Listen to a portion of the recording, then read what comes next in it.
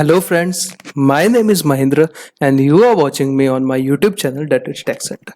So आज के video का एजेंडा क्या है sir? Good morning, good afternoon, good evening, जब भी जो देख रहा है उस हिसाब से आज के वीडियो का एजेंडा क्या है for CS executive lesson number 2। जो आपका basic concept of income tax है वो पूरा हम लोग रिवाइज करने वाले हैं line by line directly from ICSI ने जो स्टडी मटेरियल आपको प्रोवाइड किया है उससे रिवाइज कराना थोड़ा टफ है, बट मैंने अपने स्टूडेंट्स को कमिटमेंट किया था कि पहले मैं अपना नोट से जो आपको कराऊंगा उसके बाद आपको ICSI के स्टडी मटेरियल से पूरा कंप्लीट हम लोग रिवीजन कर लेंगे, ताकि आपको पूरा कॉन्फिडेंस आ जाए कि जो भी हम लोग ने पढ़ा है हम लोग को सब आता है और कुछ गलती से एक आध चीज रह गई तो वो यहाँ पे अपनी कवर हो जाएगी। ठीक है सर। फिर यहाँ पे लेसन पे हम लोग सीखेंगे क्या? ये लेसन में जब भी हम लोग सीखेंगे तब अपने को पता चल जाएगा लर्निंग ऑब्जेक्टिव वगैरह क्या है।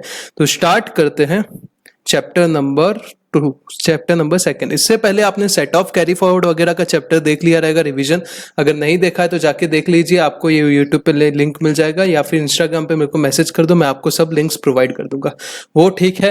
एंड सेकेंडली अगर आपको इनकम टैक्स में थोड़ा भी डाउट है तो you can opt our classes only at ₹1500, जिसमें हम लोग मल्टीपल रिविजन करने वाले हैं, टेस्ट होने वाले हैं, एक चैप्टर का 3 to 4 टाइम रिवीजन होने वाला है, सेक्शन वाइज रिवीजन होने वाला है। इससे ज्यादा मैं अपनी मार्केटिंग नहीं करना चाहता। स्टार्ट करते हैं chapter number 2।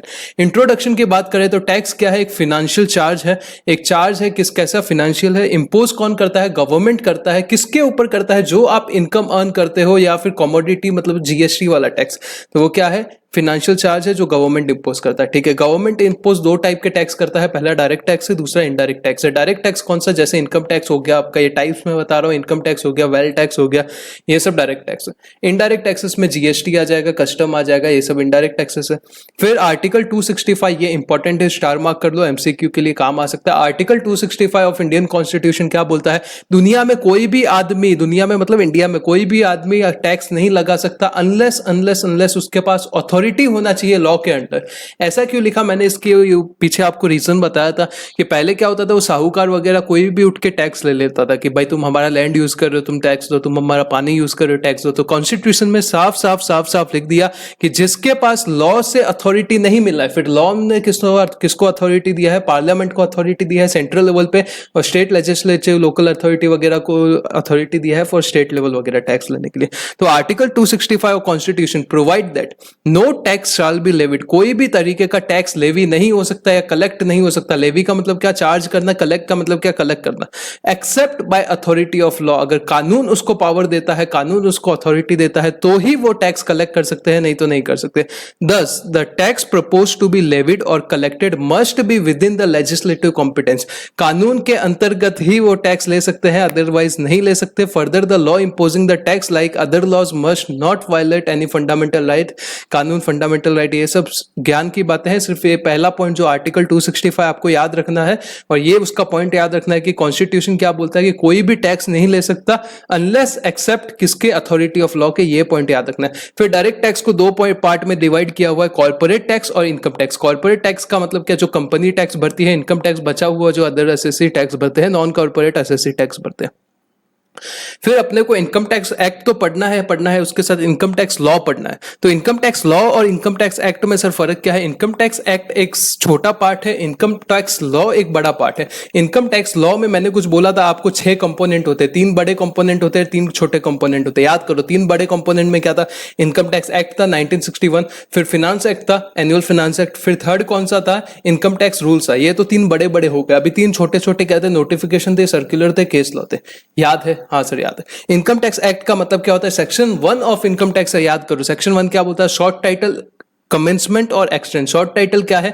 Income tax act 1961। Commencement कब हुआ? 1 अप्रैल 1962 से हुआ। एक्सटेंड कब कहां तक है? Whole of India including Jammu and Kashmir. फिर ये इनकम टैक्स एक्ट हो गया। एनुअल फिनांस एक्ट का मतलब क्या होता है? जो आपका बजट आता है, बजट याद है? बजट आता है, उसमें निर्मला सीतारमन जी जैसे अभी फिनांस मिनिस्टर, तो जो भी फिनांस मिनिस्टर रहेगा वो क्या करेगा? बजट आएगी तो वो एनुअल फिनांस बिल पेश करेगा। कहां करेगा? पार्लियामेंट के सामने। पार्लियामेंट का मतलब क्या? लोकसभा एंड राज्यसभा दोनों को मिला के पार्लियामेंट आपका बनता है। जब ये बिल दोनों हाउस में पास हो जाएगा तो उसके बाद ये बिल कहां जाएगा? प्रेसिडेंट जो रामनाथ कोविंद जी, उनके पास जाएगा। किसके लिए? उनके एसेंट के लिए, उनके अप्रूवल के लिए। जब उनका अप्रूवल मिल जाएगा तब वो फिनांस बिल क्या बन जाएगा? फिनांस एक्ट बन जाएगा, कानून बन जाएगा। उसके अंदर क्या बहुत सारी रेट्स वगैरह लिखी रहती है, टैक्स रेट वगैरह लिखी रहती है, तो उसके काम आता है। आगे और देखते हैं, जो बजट में बेसिकली जो बिल आता है उसको क्या फिनांस एक्ट बोला, फिनांस बिल बोला जाता है, और उसके बाद वो फिनांस बिल बनता है। Every year a budget is presented before the parliament, parliament के सामने बजट आता है, फिनांस मिनिस्टर उसको प्रेजेंट करता है।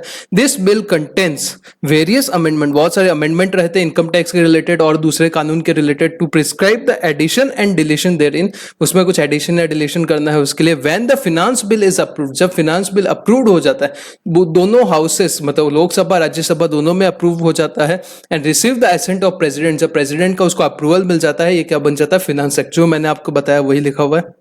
फिर इनकम टैक्स रूल्स क्या होता है? सीबीडीटी के पास पावर है कि कुछ हर टाइम कानून में बदलाव थोड़ी कर सकते, हर टाइम कानून में चेंज नहीं कर सकते, लॉ में चेंज नहीं कर सकते। तो वो लोग क्या करते हैं, वो टाइम पे सीबीडीटी के पास पावर है कि रूल्स के अंदर चेंज कर सकते हैं। उसमें पार्लियामेंट में अगर कुछ चेंज करना है, जब एक्ट में कुछ अमेंडमेंट करना है तो पार्लियामेंट का अप्रूवल लगता है। पार्लियामेंट के अप्रूवल में क्या एक जगह पे अपोजिशन बैठता है, एक जगह पे गवर्नमेंट बैठती है, जो गवर्नमेंट जीती है, दोनों का अप्रूवल लगता है। वो जो भी मेजोरिटी ऑफ अप्रूवल लगता है तो क्या एक्ट में चेंज होता है। पर अगर रूल्स में चेंज करना है तो जो सेंट्रल गवर्नमेंट जो जीती हुई पार्टी है वही कर सकती है, तो रूल्स में चेंज करना है। फिर नोटिफिकेशन और सर्कुलर्स में मतलब समझा था, नोटिफिकेशन और सर्कुलर्स में बेसिकली क्या फर्क रहता है, वो किसके ऊपर एप्लीकेबल रहता है, वो वाला फर्क रहता है, ध्यान रखना। Notification are issued by central government और CBDT to take care the procedural aspect of the act from time to time. Procedural part के लिए नोटिफिकेशन याद करो, आप अगर सीए फर्म में काम करते हो तो आपको पता रहेगा, वो ड्यू डेट एक्सटेंड होता है, उसका नोटिफिकेशन आता है, याद है। नोटिफिकेशन जो होती है हर आदमी के ऊपर बाइंडिंग रहती है, मेरे ऊपर भी बाइंडिंग है, ड्यू डेट चेंज हुआ तो मेरे लिए भी चेंज हुआ, आपके लिए भी चेंज हुआ, सबके लिए चेंज हुआ। बट जो सर्कुलर है, सर्कुलर सिर्फ डिपार्टमेंट, जो डिपार्टमेंट के अंदर आदमी बैठते हैं, इनकम टैक्स ऑफिसर वगैरह, उनके लिए ही बाइंडिंग है, बाकी सबके लिए वो क्या है, ऑप्शनल है। अगर आपको करना है तो करो, नहीं तो मत करो। सर्कुलर्स और क्लैरिफिकेशन इशूड बाय सीबीडीटी, ये भी सीबीडीटी इशू करती है। सीबीडीटी का मतलब क्या होता है? Central board of direct taxes. Central board of direct taxes ये किसके लिए अथॉरिटी बना हुआ है? ये आपका पूरा डायरेक्ट टैक्स वाला पार्ट संभालता है कि डायरेक्ट टैक्स में क्या नोटिफिकेशन आनी चाहिए, क्या सर्कुलर होने चाहिए, वो सब बातें मिनिस्ट्री ऑफ फाइनेंस के अंडर आता है। मैंने हायरार्की अपने क्लास में बताया था। The doubts regarding scope and meaning of certain provision, कुछ चीजों पे अगर आपको डाउट आता है या मीनिंग जानना है तो लॉ के अंदर, और primarily to provide the guidance to income tax officer. Generally किसके लिए होता है? ऑफिसर्स के लिए ये बाइंडिंग होता है, बट बाकी सबके लिए बाइंडिंग नहीं होता। वो बेनिफिट लेना है तो ले सकते हो उसका। जुडिशियल डिसीजन का मतलब क्या होता है? केस लॉ होता है। बहुत बार कैसा होता है, कानून बनाते टाइम ये नहीं पता होता कि ये सब चीजें भी हो सकती है। बहुत सारी चीजें होती है जब कानून बनता है तब नहीं पता होती, तो उसके लिए क्या होता है, फिर एसएससी को लगता है कि ये तो मेरे साथ गलत हो गया, तो क्या करता है? केस करता है। केस कहां कर सकता है? इनकम टैक्स में भी बहुत सारे ट्रिब्यूनल है, वहां पे कर सकता है, हाई कोर्ट में कर सकता है, सुप्रीम कोर्ट में कर सकता है। और जब वो केस करेगा, जब उसका डिसीजन आएगा, तो डिसीजन से क्या पता चलेगा? वो डिसीजन से पता चलेगा कि ये एक्ट के ये प्रोविजन का कैसे उसका इंटरप्रिटेशन होगा। तो उसमें कैसा बहुत सारे को लैंडमार्क जजमेंट होते हैं जो कि बहुत ज्यादा पावरफुल होते हैं, तो उसको क्या इनकम टैक्स लॉ के अंदर इंक्लूड कर लेंगे। बहुत सारे अगर आपके सिलेबस में आएंगे तो मैं उन सबको आपको पढ़ा दूंगा, ठीक है। फिर ओवरव्यू फिनांस बिल का बताया हुआ है, चार्ट समझो। फिनांस बिल प्रेजेंट कौन करेगा? फिनांस मिनिस्टर करेगा, जो अभी के टाइम पे निर्मला सीतारमन जी है। रिकमेंडेशन और सजेशन कुछ रहेगा तो वो चेंज करने के लिए तो फिनांस बिल में होगा। फिर पार्लियामेंट के पास जाएगा, पार्लियामेंट उसका अप्रूवल करेगा। उसके बाद प्रेसिडेंट के पास, पार्लियामेंट मतलब दोनों house, upper house lower house, Lok Sabha Rajya Sabha दोनों आ जाएगा। फिर प्रेसिडेंट अप्रूवल लगेगा। प्रेसिडेंट का अप्रूवल मतलब क्या? वो रामनाथ कोविंद जी का अप्रूवल, और फिर उसके बाद क्या बन जाएगा? फिनांस एक्ट बन जाएगा, ठीक है। Finance bill presented at time of presented annual finance before, यही जो ऊपर चार्ट लिखा है उसका मतलब समझाया हुआ है, ज्यादा इसके अंदर डूबने की जरूरत नहीं है। आगे बढ़ते हैं, ये इंपॉर्टेंट है, कौन सी डेट पे आपके अमेंडमेंट इफेक्टिव होंगे। द डिफरेंट क्लॉजेस, ये वाला पैराग्राफ में पढ़ रहा हूं, different clauses in the finance act may get notified eventually but at different times based on the readiness of stakeholder and implementation agency. The effective date of applicability of provision of a finance act is usually mentioned in the notification in the official gazette. जो official gazette होता है उसके अंदर ही लिखा होता है कि ये एक्ट जो अमेंडमेंट डाला है ये कब से एप्लीकेबल होगा। जनरली ऐसा होता है कि जो आपने अमेंडमेंट लाया, उसमें ऑफिशियल जो गजेट आएगा फिनांस एक्ट में, उसमें ही लिखा रहेगा कि ये अमेंडमेंट कब से एप्लीकेबल होगा। जैसे बहुत सारे अपना 1 सितंबर से ये टाइम पे हुए हैं। Generally the amendment by the finance act are made applicable from the first day of next financial year. Generally कैसे होता है, या तो ऑफिशियल गजेट में लिखा रहेगा, नहीं लिखा तो अगले साल की जब फर्स्ट डेट रहेगी तब से वो एप्लीकेबल होगा। Likewise amendment by finance act 2019 कब से इफेक्टिव होंगे 1 अप्रैल 2019 से होंगे।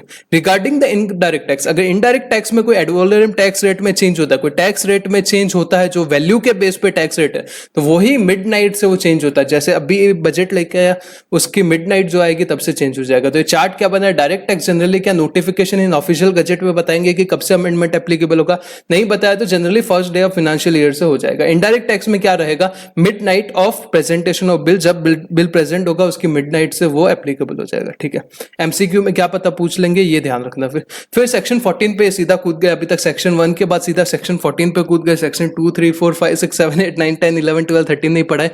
तो सेकंड क्या होता है, डेफिनेशन की बात करता है, जो नीचे आएंगे 3 प्रीवियस ईयर होता है, 4 चार्जिंग सेक्शन होता है, नीचे आएंगे। ये 14 क्या बोलता है, हेड ऑफ इनकम।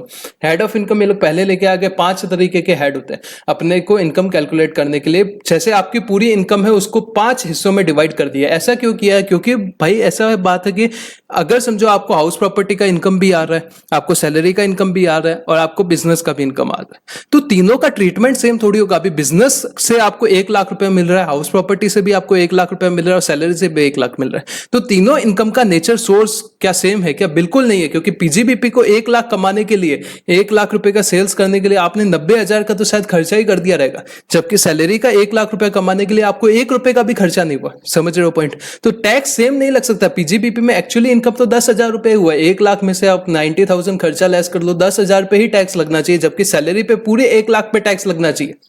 समझ रहे हो? तो वो 1 लाख आपको दिख रहा है सेम, 1 लाख रुपए बैंक में क्रेडिट हुआ है, पर उनका नेचर सबका सेम है। अभी कैपिटल गेन समझो, आपने कोई प्रॉपर्टी बेच दिया 1 करोड़ रुपए का, तो क्या भाई 1 करोड़ रुपए में टैक्स थोड़ी ले सकते हो? उस वो प्रॉपर्टी को खरीदा भी तो 90 लाख रुपए में रहेगा, 50 लाख रुपए में रहेगा। अगर 40 साल 50 साल पहले खरीदा रहेगा भले 10 लाख में, तो क्या 40 साल पहले के 10 लाख की वैल्यू और आज के 10 लाख की वैल्यू सेम है क्या? बिल्कुल नहीं है। तो ये इसकी वजह से बहुत सारी कॉम्प्लिकेशन आ रही थी। इसकी वजह से क्या किया, सब इनकम को अलग अलग हेड में डिवाइड कर दिया। कितने हेड में डिवाइड किया? 5 हेड में डिवाइड किया। पहला इनकम फ्रॉम सैलरी, अगर आपके इनकम मिल रही है थ्रू एम्प्लॉयर या एम्प्लॉय के रिलेशनशिप से, एम्प्लॉयर एम्प्लॉय के रिलेशनशिप की वजह से आपको इनकम मिल रही है, तो इनकम फ्रॉम सैलरी के अंडर टैक्सेबल होगा।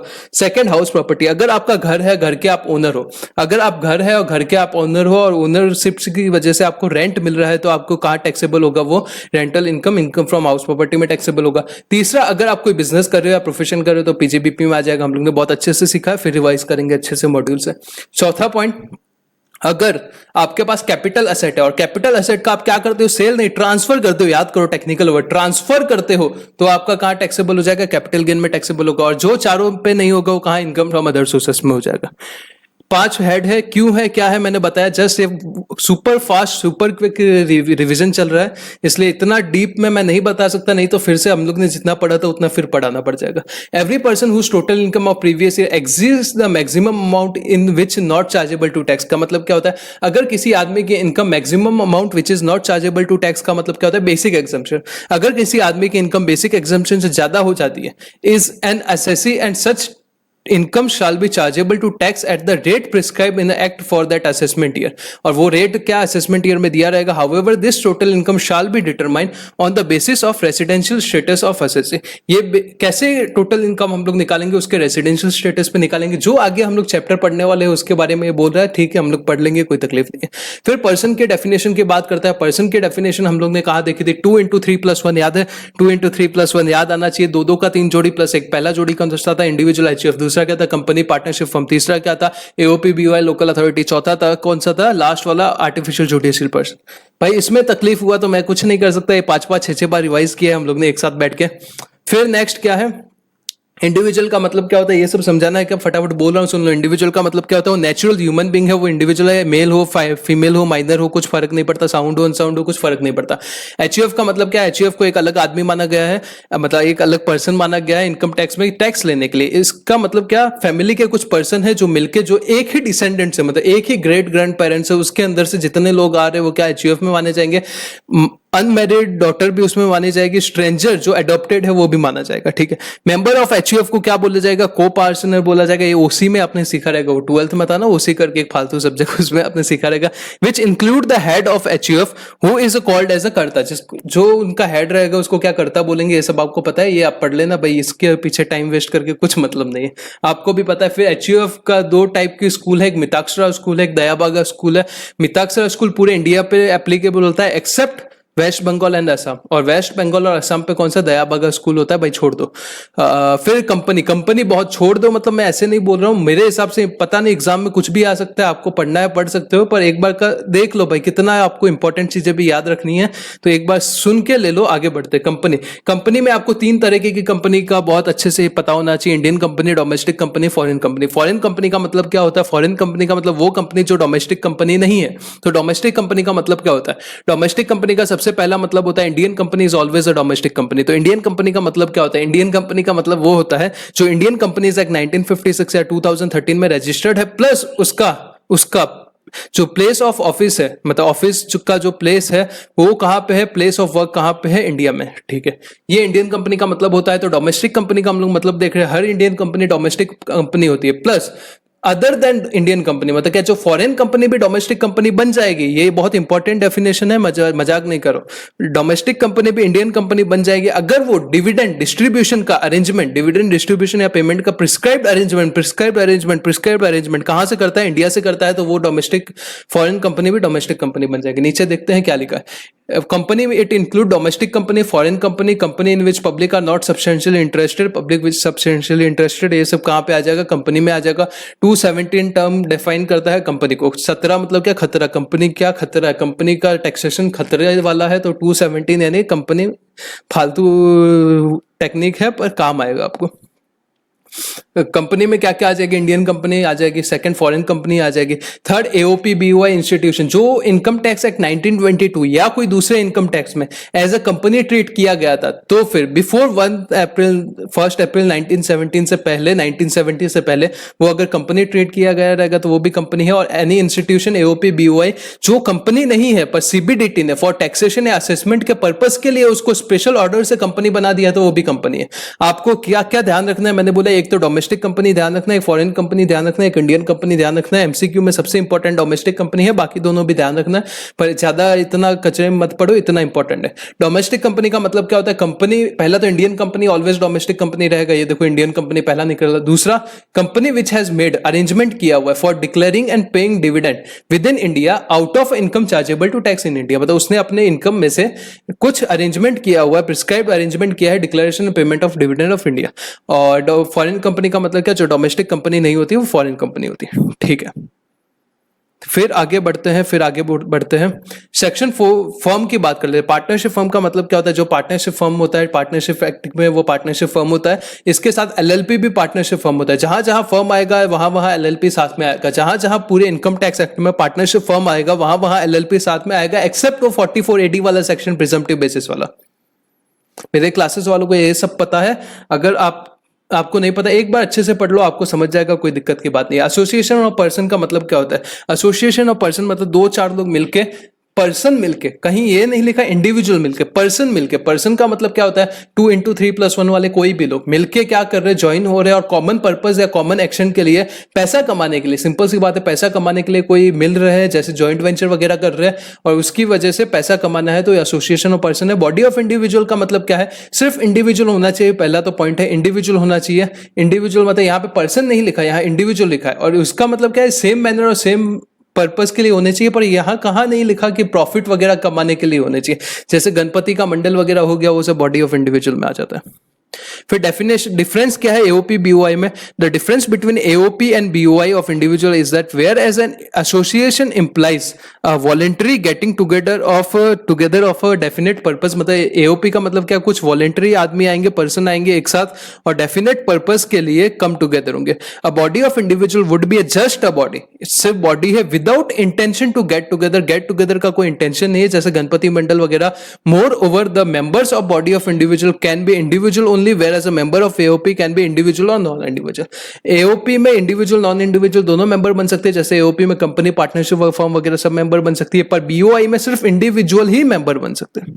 लोकल अथॉरिटी का मतलब कैसा हो गया, जैसे मुंबई में बृहन मुंबई BMC है, वैसा म्युनिसिपल लोकल अथॉरिटी हो गया, म्युनिसिपल अथॉरिटी वगैरह जो होता है।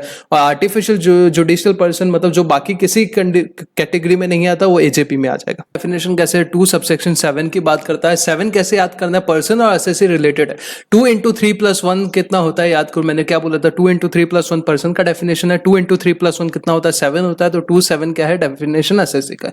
इन लेमैन लैंग्वेज, लेमैन मतलब अपनी लैंग्वेज में टैक्स पेयर जो होता है वो एसएससी होता है। बट 2 7 क्या बोलता है, एसएससी कौन है, एसएससी वो पर्सन है, SSC is a person who by whom any tax or any other sum of money, by जो क्या कर रहा है, तो टैक्स पे कर रहा है या any other sum of money pay कर रहा है। एनी सम ऑफ मनी मतलब क्या हो जाता है, अपना इंटरेस्ट हो गया, पेनल्टी हो गया, फाइन हो गया, फीस हो गया, ये सब पे कर रहा है, तो वो क्या हो जाएगा, एसएससी हो जाएगा। एंड इट इंक्लूड्स, याद है मैंने 3 गोले कराए थे, याद है, 1 सेकंड दिखा देता हूं आपको, एग्जैक्टली आपको वैसे के वैसे याद आ जाएगा जैसे मैंने पढ़ाया था। 1 सेकंड जस्ट फॉर 1 सेकंड।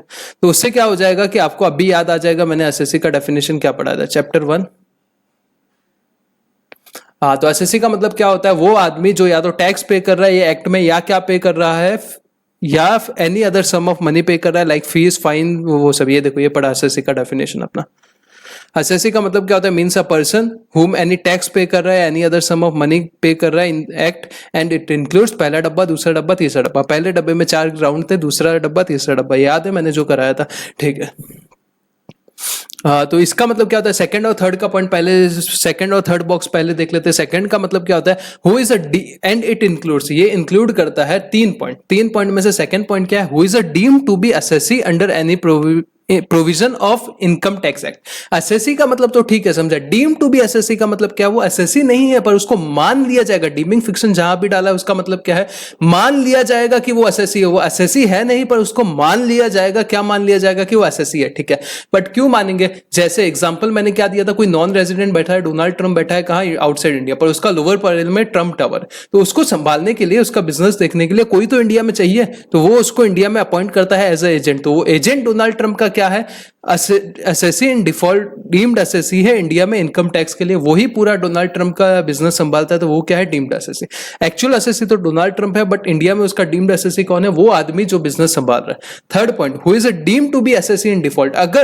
अगर आप टैक्स नहीं भरते, टीडीएस का पेमेंट प्रॉपर नहीं करते, कंप्लायंस टैक्स का नहीं प्रॉपर करते, तो क्या माने जाते हो, आप एसएससी इन डिफॉल्ट माने जाते हो, और आपके ऊपर क्या लगता है, इंटरेस्ट और पेनल्टी लगता है। तो एसएससी इन डिफॉल्ट जो है वो भी एसएससी में आ जाएगा। तो अभी तक हम लोग ने क्या सीखा, एसएससी का मतलब क्या होता है, एसएससी का मतलब ऐसा आदमी या जो टैक्स पे कर रहा है या any other sum of money pay कर रहा है, जैसे फीस फाइन इंटरेस्ट वगैरह पे कर रहा है, ठीक है।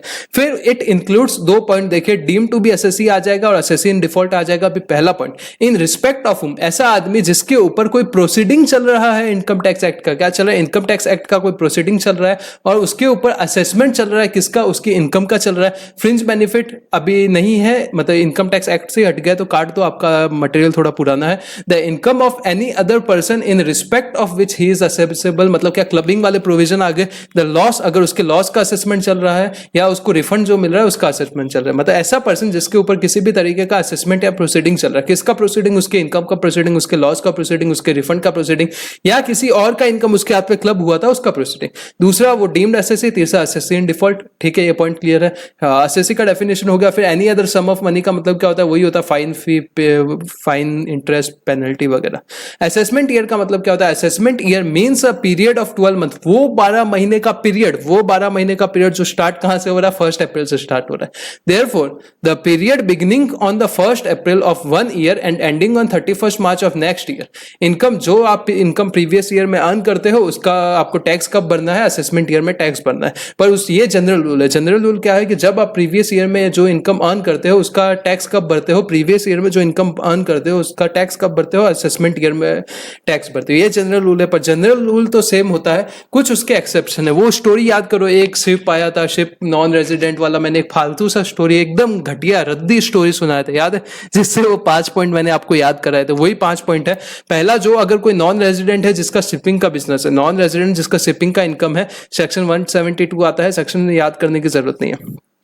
तो वो क्या करते हैं जनरली, जिस ईयर में वो इनकम अर्न करते हैं उसी ईयर में वो टैक्स भरने वाले, क्योंकि एक तो पहली बात वो इंडिया के रेजिडेंट नहीं है, दूसरा उसका शिपिंग का बिजनेस है, वो शिप मतलब वो पानी में ही बंधे हुए, कभी भी जब भी उनका काम हो जाएगा वो पानी से निकल जाएंगे, बाद में वो कौन सा टैक्स भरने आ रहे, तो जिस साल आ रहे उसी साल आपको टैक्स भरना है। Income of person living India इधर परमानेंटली और फॉर लॉन्ग ड्यूरेशन, आप इंडिया से जा रहे हो या तो परमानेंटली जा रहे हो इंडिया छोड़ के या फिर लॉन्ग ड्यूरेशन के लिए जा रहे हो, तो आप असेसमेंट ईयर का वेट नहीं करोगे, प्रीवियस ईयर में ही टैक्स भरोगे, एग्जांपल विजय माल्या।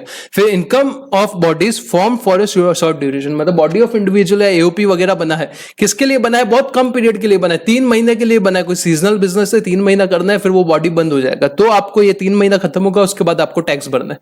फिर income of a person trying to transfer of his asset without with a view to avoid tax, अगर वो क्या कोई एसेट ट्रांसफर कर रहा है पर उसका पर्पस क्या है, टैक्स अवॉइड करना है, और ऐसा असेसिंग ऑफिसर को लग रहा है कि ये भाई टैक्स चोरी कर सकता है तो वो अभी टैक्स भरवा देगा। और पांचवा पॉइंट क्या है, अगर आप कोई बिजनेस डिसकंटिन्यू कर रहे हो, अगर आप क्या अपना कोई बिजनेस डिसकंटिन्यू कर रहे हो तो आपको बिजनेस तो खत्म हो रहा है ना, अगले साल कौन टैक्स, तो यही साल आपको टैक्स भरना है। जनरली रूल क्या है, जो प्रीवियस ईयर में आप इनकम अर्न करते हो उसका आपको टैक्स कब भरना पड़ता है, असेसमेंट ईयर में टैक्स भरना पड़ता है, पर ये 5 केसेस में जब आप प्रीवियस ईयर में इनकम अर्न कर रहे हो वही साल आप अपना टैक्स भर दो। कौन से 5 केस, एक शिप आया, वो स्टोरी में बहुत फालतू है, यूट्यूब पे नहीं बताना चाहता हूँ, क्लासेस वालों को पता है, ठीक है, आपको याद हो गया रहेगा। आप पहला पॉइंट क्या है, पहला पॉइंट है shipping business of non resident, फिर बिजनेस बंद हो गया, वो लॉन्ग टर्म के लिए इंडिया से छोड़ के जा रहा है, फिर क्या है एओपी बीओए शॉर्ट टर्म के लिए बना है, या आप असेट ट्रांसफर कर रहे हो, पर्पस क्या है ट्रांसफर करने का असेट, आपको टैक्स अवॉइड करना है। ये 7.5% वगैरह जो प्रिजम्पटिव टैक्स दिया है, अगर आपके सिलेबस में है तो हम लोग पीजीबीपी में आ जाएगा, डोंट वरी, नॉन रेजिडेंट का प्रिजम्पटिव है, सीए इंटर वालों आपको नहीं है, डोंट वरी। आगे बढ़ते हैं, प्रीवियस ईयर सेक्शन 2, तो अभी तक हम लोग ने क्या देखा, सेक्शन 1 देखा, short title, commencement action, section 2 देखा, डेफिनेशन की बात करता है, सेक्शन 3 पे आ गए हैं, प्रीवियस ईयर, फिर एक सेक्शन 14 इन्होंने बोनस ही बीच में दे दिया था, फायर हेड की बात की थी। प्रीवियस ईयर का मतलब क्या होता है, जिस साल में आप इनकम अर्न करते हो उसको क्या बोलते हैं, प्रीवियस ईयर। मतलब ये अभी कौन सा डेट चल रहा है, 7 सितंबर 2020 है, तो 2020 1 अप्रैल 2020 से लेकर 31 मार्च 2021 तक आपका क्या हो जाएगा, प्रीवियस ईयर। अगर आप पूरे साल बिजनेस कर रहे हो तो उसमें और भी कुछ एक्सेप्शन थे, समझो बिजनेस आज के दिन स्टार्ट हुआ, 7 सितंबर के दिन बिजनेस स्टार्ट हुआ, तो आपका प्रीवियस ईयर क्या रहेगा, 7 सितंबर से लेकर 31 मार्च तक। अगर बिजनेस 7 सितंबर को बंद हो गया तो प्रीवियस ईयर रहेगा 1 अप्रैल से लेकर 7 सितंबर तक। ठीक है, ठीक है। Income tax is payable on the income which is earn during the previous year and it is assess in immediately succeeding financial year called assessment year, जिस साल में आपका असेसमेंट होता है। Basically all assessee are required to follow financial year 1 अप्रैल से 31 मार्च, वो India follow करता है, आपको पता है, पर कोई कोई देश जो है वो कैलेंडर ईयर भी फॉलो करते हैं। Each financial year is both a previous year as well as assessment year. It is a previous year in which income is earned. बहुत भाई आपके स्टडी मटेरियल में पता नहीं घुमा घुमा के दिया, सिंपल सा मतलब समझना है, प्रीवियस ईयर मतलब वो ईयर जिसमें आप इनकम अर्न करते हो, और असेसमेंट ईयर मतलब वो इनकम जिसमें आपका असेसमेंट होता है, आप टैक्स भरते हो। सिंपल सी बात है, सिंपल है। For example financial year 1920 is previous year और 1920 is a previous year for the income earned during the financial year 1920. जिस साल आप 1920 में इनकम अर्न कर वो आपका प्रीवियस ईयर है, and assessment year for the income earn during the previous year 1819, और जिस प्रीवियस ईयर 1819 में आपका इनकम अर्न किया था उसके लिए असेसमेंट ईयर क्या रहेगा, 1920 रहेगा। और अगर बीच में नया बिजनेस सेटअप होता है, अगर न्यू बिजनेस सेटअप होता है तो जिस दिन बिजनेस स्टार्ट होता है वहां से लेकर 31 मार्च आपका क्या रहेगा, प्रीवियस ईयर। अगर बीच में बिजनेस बंद होता है तो 1 अप्रैल से लेकर जिस दिन बिजनेस बंद होता है वो होता है आपका प्रीवियस ईयर। बस इतना समझ लो। एग्जाम्पल देखते हैं। Y setup a business, Y business setup कर रहा है, कब कर रहा है, 15 मई 2019 कर रहा है। What is the previous year, तो 15 मई 2019 से लेकर 31 मार्च 2020 आपका क्या हो जाएगा, प्रीवियस ईयर हो जाएगा। Second, A joins a Indian company on 17 Feb 2019। ए क्या कर रहा है, 17 फेब में इंडियन कंपनी ज्वाइन कर रहा है। Prior to joining this Indian company, he was not in employment, nor does he have any other source of income. उसके पास कोई और इनकम वगैरह था नहीं और कहीं एम्प्लॉयमेंट नहीं था। तो determine the previous year, previous year कब से कब तक रहेगा, तो 17 फेब 2019 से लेकर 31 मार्च 2019 जो है वो प्रीवियस ईयर रहेगा। ठीक है, और नेक्स्ट ईयर 1 अप्रैल से लेकर, सीधी बात है, इजी है भाई, कोई तकलीफ नहीं, यहां तक तो कोई तकलीफ आनी भी नहीं चाहिए। फिर इंडिया का डेफिनेशन क्या होता है, इंडिया का डेफिनेशन ऐसा कोई महान डेफिनेशन नहीं है। इंडिया का डेफिनेशन क्या बोलता है, जो कॉन्स्टिट्यूशन में आर्टिकल 1 में दिया हुआ इंडिया का डेफिनेशन वो इंडिया है। फिर इंडिया के पानी इंडिया है, उसके अंदर सी बेड और सबसॉइल, पानी के नीचे जो सी बेड सी सबसॉइल है वो इंडिया। कॉन्टिनेंटल शेल्फ, ये सब कस्टम में आप पढ़ोगे, कॉन्टिनेंटल शेल्फ पता है मुझे, ऐसी कोई दिक्कत की बात नहीं है, पर इतना बड़ा बताते जाऊंगा तो बहुत बड़ा लेक्चर हो जाएगा। एक्सक्लूसिव इकोनॉमिक जोन वो कुछ नॉटिकल माइल्स के बाहर पानी का जो एरिया है जहां पे एक्सट्रैक्शन वगैरह कर सकते हो, याद करो कस्टम में पढ़ा है आपने। Any other specified maritime zone, कोई और मैरीटाइम जोन वो एक्ट में बताया हुआ है, और उसके ऊपर का एयर स्पेस, जो जितना मैंने ये बात की उसके ऊपर की हवा की जो बात है, उसके ऊपर का एयर स्पेस जो है वो आपका क्या हो जाएगा, इंडिया के डेफिनेशन में आ जाएगा। Specified maritime zone means maritime zone as referred in the territorial, ये जो कानून है territorial water continental shelf EEZ and maritime zone act 1976, ये एक्ट में जो उसका मतलब लिखा है वही मतलब यहाँ पे एप्लीकेबल रहेगा। अपने को एक्ट में क्या लिखा है जानने की जरूरत नहीं है। फिर एमएमआर और एवरेज रेट का मतलब क्या होता है, मैक्सिमम मार्जिनल रेट का मतलब क्या होता है, एवरेज रेट का मतलब क्या होता है। एवरेज रेट का मतलब क्या होता है, आपका सैलरी कितना है, समझो पूरे साल का सैलरी है 6 लाख रुपए, और आपको समझो टैक्स आ रहा है पूरे साल में 30,000 रुपए। हाइपोथेटिकल एग्जांपल है, कहीं पे मेरा कोई रियल लाइफ से लेना देना नहीं है। तो 30,000 डिवाइड बाय 6 लाख करोगे, इनटू 100 करोगे, तो जो रेट आएगा आपका क्या रहेगा, एवरेज रेट रहेगा। और एवरेज रेट कैलकुलेट करने से पहले जो टैक्स रहेगा उसमें हेल्थ एंड एजुकेशन सरचार्ज वगैरह सब ऐड करने के बाद जो टैक्स आएगा divide by total income into 100 कर दोगे तो आपका एवरेज रेट आ जाएगा। एमएमआर का मतलब क्या रहेगा, एमएमआर का मतलब जो आप असेसी हो, समझो मैं इंडिविजुअल हूं तो मेरे लिए सबसे हाईएस्ट टैक्स रेट कौन सा, 30%। सबसे हाईएस्ट सरचार्ज कौन सा, 37%। सबसे हाईएस्ट सेस कौन सा, एक ही सेस है 4%। ये तीनों का एडिशन कर दो। एडिशन मतलब ऐसा नहीं करना है कि 30 प्लस 37 67, ऐसा नहीं, 30 प्लस 37% प्लस 4%, ये जो रहेगा ये क्या रहेगा, एमएमआर हो जाएगा। क्लियर है, क्लियर है। तो एमएमआर का मतलब क्या लिखा है, एवरेज रेट का तो मतलब सिंपल था, tax divide by total income into 100। MMR का मतलब क्या है, MMR to mean the rate of income tax including surcharge and cess applicable to relation to highest slab of income. जो हाईएस्ट स्लैब है मतलब 30%, 37% in the case of individual AOP BOI as the case में be specified in finance act और relevant act. ठीक है अभी तक, हाँ ठीक है। फिर इनकम का डेफिनेशन दिया हुआ है। इनकम के डेफिनेशन में भाई कैसा है, इनकम का डेफिनेशन आप गलती से भी आपको याद करने नहीं जाना है। इनकम के डेफिनेशन में जो भी पीजीबीपी में हेड आते हैं, कैपिटल गेन में हेड आते हैं, उसकी पूरी डिटेलिंग दे दी है और सब लिख दिया कौन सा कहाँ टैक्सेबल होगा, पीजीबीपी में होगा, अदर सोर्सेस में होगा। ये सब हम लोग जब वो पर्टिकुलर चैप्टर करेंगे तब हम लोग सब देखेंगे। इनकम का मतलब आपको सिंपल सा इतना समझ के रखना है, जो इनकम है वो इनकम है। ठीक है, एक सेकंड यार। फिर टोटल इनकम, टोटल इनकम का मतलब क्या होता है, टोटल इनकम का डेफिनेशन दिया है 245। 245 क्या बोलता है, आप सेक्शन 5 में जाओ और देखो कि आप क्या करो, सेक्शन 5 में जाओ और देखो कि स्कोप ऑफ टोटल इनकम क्या है। Scope of total income section 5 में जाओगे तो क्या बोलेगा, याद करो 4 चीजें बोलेगा, income receive in India, income deem to receive in India, income accrue arise in India, income deem to accrue arise in India. Section 4 ये लोग ने खा गए कहीं पे, रुको सेक्शन 4 ऊपर है कि नीचे है, एक बार देखना पड़ेगा कहीं, नहीं तो वो पहले कर देते तो अपना लाइन से होता रहेगा। एक सेकंड एक सेकंड एक सेकंड, ये सब भाई वो ओसीएसपी में करते थे ना, थियरी कैपिटल रेवेन्यू नेचर का इनकम, वो सब दिया है। ये ज्यादा इसमें घुलमिल मत जाना, एक बार रीड करना और आगे बढ़ना। मैं सेक्शन 4 देख रहा हूं जो कि सबसे इंपॉर्टेंट सेक्शन है इनकम टैक्स का, ये पड़ा। Charge of income tax, income tax का चार्ज कहां पे लगेगा, सेक्शन 4 में लगेगा। अगर सेक्शन 4 ना होता तो पूरा इनकम टैक्स का कानून ही नहीं होता, बस इतना समझो, इतना इंपॉर्टेंट है। सेक्शन 4 में ही लिखा हुआ है कि क्या इनकम टैक्स कैसे लगेगा, कहां लगेगा, क्यों लगेगा, सब बातें सेक्शन 4 में लिखी है। सेक्शन 1 याद करो, short title, commencement, extend. Section 2 याद करो, डेफिनेशन। सेक्शन 3 याद करो, प्रीवियस ईयर। सेक्शन 4 याद करो, चार्ज ऑफ इनकम टैक्स। आलो तुम लोग को याद आना चाहिए, मैंने 10-10 बार रिवाइज करा है। फिर सेक्शन 4 का मतलब क्या होता है, section 4 of the act is the charging section, it lays down the basis on which tax is impose.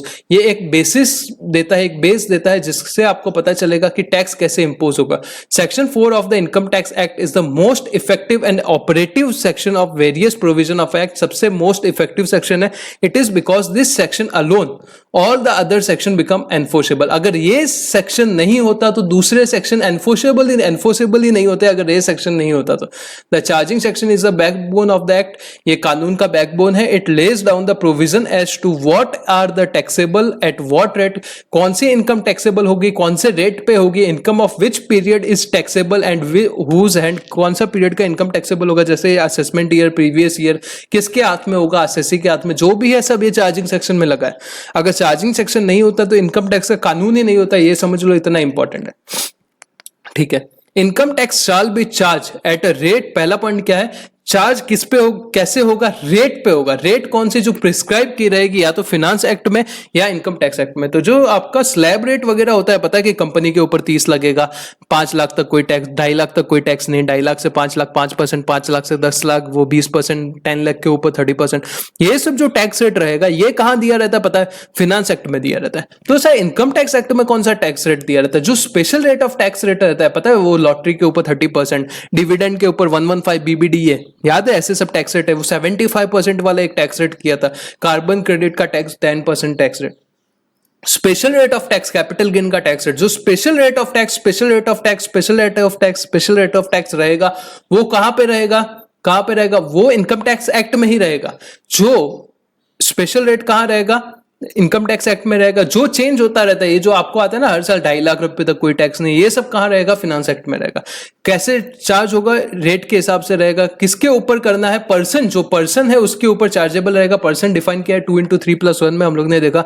Income sought to be tax is that of the previous year and not, कौन से year में taxable होगा, जो previous year में आप income earn करते हो उसके ऊपर टैक्सेबल होगा। असेसमेंट ईयर की इनकम पे टैक्सेबल नहीं होगा, पर असेसमेंट ईयर में टैक्स होगा। मैं क्या बोल रहा हूं, समझा आपको। प्रीवियस ईयर में जब इनकम अर्न करते हो उसका असेसमेंट ईयर में टैक्स लगेगा, सिंपल बात है। The levy of tax on the assessee is on the total और टैक्सेबल इनकम कंप्यूटेड इन, किसके ऊपर होगा, जो टोटल इनकम आप कंप्यूट कर रहे हो उसके ऊपर रेट लगानी है। किसके ऊपर, पर्सन के ऊपर, कब, प्रीवियस ईयर के इनकम के ऊपर। ठीक है, ये चार्जिंग सेक्शन बोलता है। इसके ऊपर वापस वो इनकम का थियरी पढ़ लेते हैं एक बार। OCSP वाली बातें हैं, मैं ज्यादा डीप में इधर नहीं जाने वाला हूं, आपको भी ज्यादा डीप में नहीं जाना। ये सब में डीप में जाओगे तो भाई टैक्स वो कब पढ़ोगे। एक सेकंड, ये सब CA इंटर में है, सेम टू सेम यहाँ पे भी ये लोग ने डाला हुआ है। तो इनकम के बारे में बताया हुआ है कि इनकम कैसे कैसे हो सकती है। टोटल इनकम का मैंने क्या बोला, सेक्शन 1, 2, 3, 4 हो गया। अभी 5 क्या बोलता है, 245 टोटल इनकम के डेफिनेशन बोलता है, जो बोलता है कि सेक्शन 5 में जाओ। सेक्शन 5 क्या बोलेगा, 4 तरीके की इनकम बात करेगा। जो बहुत ज्यादा इंपॉर्टेंट चीजें है वो मैं बोल रहा हूँ, कैश काइंड वगैरह मैं फटाफट उड़ाने वाला हूँ, मैं पहले ही बोल रहा हूँ। मैं क्या बोल रहा था, सेक्शन 5 क्या बोलता है वो ध्यान रखो। सेक्शन 5 4 चीजें बोलता है। इनकम रिसीव इन इंडिया, जो इनकम इंडिया में रिसीव होगी वो इंडिया में टैक्सेबल होगी। फिर income deemed to receive in India, income deemed to receive in India, वो याद करो, सैलरी वाली 2-3 इनकम दिया है। फिर थर्ड क्या, इनकम अक्रू और अराइज इन इंडिया, थर्ड। और चौथा, इनकम डीम टू अक्रू और deem to arise in India. ये 4 चीजें बोलता है कि अगर ये 4 चीजें कंडीशन सेटिस्फाई होगी तो इनकम इंडिया में टैक्सेबल होगी, नहीं तो इंडिया में टैक्सेबल नहीं होगी। ये टोटल इनकम इंडिया की नहीं मानी जाएगी। तो sir income receive in India वो तो मतलब समझा, डीम टू रिसीव का मतलब क्या होता है, तो उसके लिए सेक्शन 7 में जाओ, सेक्शन 7 में जाओ, मिल जाएगा। फिर इनकम अक्रू अराइज तो समझा दिया रहेगा क्या अक्रू होता है, क्या अराइज है। डीम टू अक्रू अराइज का मतलब क्या होता है, सेक्शन 9 में जाओ। तो अभी तक हम लोग ने क्या देखा, 1 देखा, 2 देखा। 1 क्या था, शॉर्ट टाइटल कमेंसमेंट एक्शन। 2 क्या था, 2 था अपना definition. 3 previous year. 4 charging section. 5 ये टोटल इनकम का स्कोप देता है। 6 क्या रहेगा, रेसिडेंशियल स्टेटस रहेगा। 7 डीम टू रिसीव। 8 आपके पोर्शन में नहीं है, इंटरिम डिविडेंड की बात करता है। 9 deem to accrue arise in India. ठीक है। फिर कैश इन काइंड, इनकम जो है आपका कैश भी हो सकता है, काइंड भी हो सकता है, दोनों इनकम माना जाएगा। फिर receipt basis, accrual basis. Receipt basis का मतलब क्या होता है, आपको एक्चुअली रिसिप्ट हो गया। एक्रूवल बेसिस का मतलब क्या होता है, अभी एक्चुअली आपको रिसीव नहीं हुआ पर राइट टू रिसीव आपका एस्टेब्लिश हो गया। राइट टू रिसीव का मतलब क्या होता है, आपको समझो इंटरेस्ट जो है, आपने एफडी कराया हुआ है, आपको एफडी का इंटरेस्ट हर 6 महीने में मिलता है। हर 6 महीने में आपको इंटरेस्ट मिलता है, पर जब भी 3 महीना हो जाएगा, जब क्वार्टर कंप्लीट हो जाएगा, तब भी आपका राइट तो हो जाएगा ना उसके ऊपर इंटरेस्ट लेने का। मिलेगा 6 महीने बाद, आपको रिसिप्ट 6 महीने बाद होगा, पर एक्रू तो 3 महीने के बाद हो जाएगा, क्योंकि 3 महीने के पीरियड के लिए आपका एफडी आपके बैंक के पास पड़ा है। करेक्ट है। तो एक्रू तो 3 महीने के बाद हो गया, पर रिसिप्ट कब होगा, 3 महीने के बाद होगा। ठीक है। लीगल इलीगल दोनों इनकम पे ऊपर टैक्स लगाएंगे, ऐसा क्यों, एक केस लॉ भी था, प्लस गवर्नमेंट का मोटिव क्या है भाई, टैक्स लेना है। टैक्स क्यों लेना है, इंफ्रास्ट्रक्चर वगैरह सुधारना है, उसकी वजह से टैक्स लेना है। तो टैक्स, लीगल इनकम कमाओ, इलीगल इनकम लगाओ, जेल में डाले होंगे वो अलग, पर टैक्स तो लेंगे हम लोग। टेम्पररी इनकम है, परमानेंट इनकम है, फर्क नहीं पड़ता, टैक्स लेंगे। गिफ्ट, लमसम पेमेंट है, इंस्टॉलमेंट पेमेंट है, फर्क नहीं पड़ता। जैसे अगर समझो आपको आज बोनस मिला, इनकम फ्रॉम सैलरी अगर आपने पहले पढ़ा है तो याद करो, अगर आपको बोनस मिला, बोनस तो लमसम ही मिल रहा है ना, पूरे साल का दिवाली में बोनस मिलता है, तो दिवाली के बोनस के ऊपर टैक्स लेते हैं क्या, बिल्कुल टैक्स लेते हैं, क्यों नहीं लेंगे। एरियर सैलरी मिल रहा है, मतलब सैलरी पुराना अभी मिल रहा है, मतलब इंस्टॉलमेंट पे मिल रहा है, अगर समझो कि पैसा ही नहीं है सामने वाले एम्प्लॉयर पे, बाद थोड़ा थोड़ा करके सैलरी दे रहा है, टैक्स लगेगा, बिल्कुल लगेगा। फिर 6 पॉइंट क्या है, गिफ्ट। गिफ्ट के ऊपर टैक्स लगता है, हाँ लगता है 56,210। याद करो IFOS में बहुत सारा चीजें देखा था, आई एम डॉक्टर हटला देखा था, फिर money Boolean jewellery drawing paintings club archaeological collection any other work of art, वो सब देखा था। याद है वो सब रिलेटिव का डेफिनेशन देखा था, लीनियर असेंडेंट, लीनियर डिसेंडेंट, वो सब गिफ्ट वाला टैक्सेशन। फिर अदर सोर्स आएगा तो रिवाइज कर लेंगे मॉड्यूल से, डोंट वरी। फिर revenue versus capital receipt, revenue receipt के ऊपर भी टैक्स लगता है, कैपिटल रिसिप्ट के ऊपर जनरली नहीं लगता क्योंकि ये इनकम टैक्स है, ये वेल्थ टैक्स नहीं है। वेल्थ टैक्स जो था वो अभी अबॉलिश हो गया, अरुण जेटली जी ने आते ही अबॉलिश कर दिया था वेल्थ टैक्स। वेल्थ टैक्स का मतलब ही यही था कि जो आपकी कैपिटल रिसिप्ट है उसके ऊपर टैक्स लगना है, पर कुछ कैपिटल रिसिप्ट के ऊपर इनकम टैक्स में टैक्स लगता है, जैसे आपका कैपिटल गेन हो गया, जैसे आपका कैपिटल गेन हो गया। कैपिटल एंड रेवेन्यू नेचर पता कैसे चलेगा, पता चलाने के यहाँ पे कुछ तरीके हैं। फिक्स कैपिटल है, सर्कुलेटिंग कैपिटल है, ये एक क्राइटेरिया है जिसकी वजह से पता चल सकता है। फिक्स कैपिटल का मतलब क्या है, fix capital is that which is not involve in directly in process of business. मतलब आपने अपना बिजनेस चालू किया, उसमें आपने 50 लाख रुपए का ऐसे कैपिटल लाके रख दिया कि भाई कभी जरूरत पड़ेगी तब लगाएंगे, ये पड़ा रहने दो, बिजनेस के लिए काम आएगा, बिजनेस की सस्टेनेबिलिटी के लिए काम आएगा। और दूसरा एक 50 लाख है जो आप वर्किंग कैपिटल की तरह यूज करो, जिससे स्टॉक खरीद रहे हो, जिससे बेचो, तो वो सर्कुलेटिंग कैपिटल है। तो जो सर्कुलेटिंग कैपिटल से आपको इनकम जनरेट हो रहा है वो क्या है, स्टॉक इन ट्रेड वगैरह है। जो आपके फिक्स कैपिटल की वजह से आपको इनकम जनरेट हो रहा है, कैपिटल रिसिप्ट है। ऐसे सब ये लोग ने फालतू बातें की है, मुझे नहीं पता कितना इंपॉर्टेंट है, मेरे हिसाब से नहीं है। फिर the income tax act does not define the term capital receipt या revenue receipt. Income tax act है वो कैपिटल रिसिप्ट या रेवेन्यू रिसिप्ट की बात नहीं करता। Also it has not laid down the criteria for differentiating the capital and revenue receipt. इसने कोई क्राइटेरिया भी नहीं दिया है कि कौन सा कैपिटल रिसिप्ट है, कौन सा रेवेन्यू रिसिप्ट। भाई आपको एग्जाम में सिर्फ एमसीक्यू आने वाला है, एक चीज ध्यान रखो, एमसीक्यू में क्या पूछेंगे कि ये कैपिटल गेन निकालो, ये पीजीबीपी का इनकम निकालो। ये नहीं पूछेंगे कि भाई ये कैपिटल रिसिप्ट है और ये रेवेन्यू रिसिप्ट है। ये आप लॉजिक से भी बता सकते हो, भाई आपने अकाउंट्स बहुत अच्छे से पढ़ा हुआ है पहले, भाई या बहन जो भी है मेरा स्लैंग को इग्नोर करो। फिर weather a particular receipt of a nature, whether particular receipt is of a nature of a income or capital explained below by the following example। कुछ एग्जांपल दिए हैं, घर पे पढ़ लेना, बैठ के टाइम मिले तो पढ़ लेना। अगर आपके पास लग रहा है कि भाई हमारे सब सब्जेक्ट रिवाइज हो गए हैं, थोड़ा और टाइम है, तो ये एग्जांपल पढ़ लेना। अगर टाइम नहीं है, कुछ और आपको उससे इंपॉर्टेंट लगे तो वो कर लेना। ये कुछ फैक्टर है जो date does not determine the nature of capital receipt. ये सब फैक्टर है, उससे नहीं पता चलेगा कि कैपिटल है कि रेवेन्यू है। Character and source of income, income का सोर्स क्या है या कैरेक्टर क्या है, उससे कुछ नहीं पता चलेगा कि उसका फैक्टर क्या है। एप्लीकेशन ऑफ इनकम, आप कहाँ पैसा लगा रहे हो उससे कुछ फर्क नहीं, पता नहीं चलेगा कि भाई नेचर और सोर्स मतलब उसका रेवेन्यू है कि कैपिटल है। फिर अलावेंस और डिसअलावेंस उसको कैसे मिल रहा है, उससे कुछ नहीं पता चलेगा कि सामने वाले ने जो पे किया उसको अलाउड है कि डिसअलाउड है, उससे नहीं पता चलेगा। ये सब आगे बढ़ते हैं, ये आप एक बार रीड कर लो। मैं आपको कुछ डाउट है तो आप कमेंट बॉक्स में लिखो, ये बेटर है कि अगर आपको लग रहा है कि ये पढ़ना चाहिए, एक बार पढ़ो आप, और कुछ आपको डाउट लग रहा है तो बिंदास कमेंट बॉक्स में पूछो, मैं आपका रिप्लाई कर दूंगा, ठीक है। पॉज करो और रीड करो।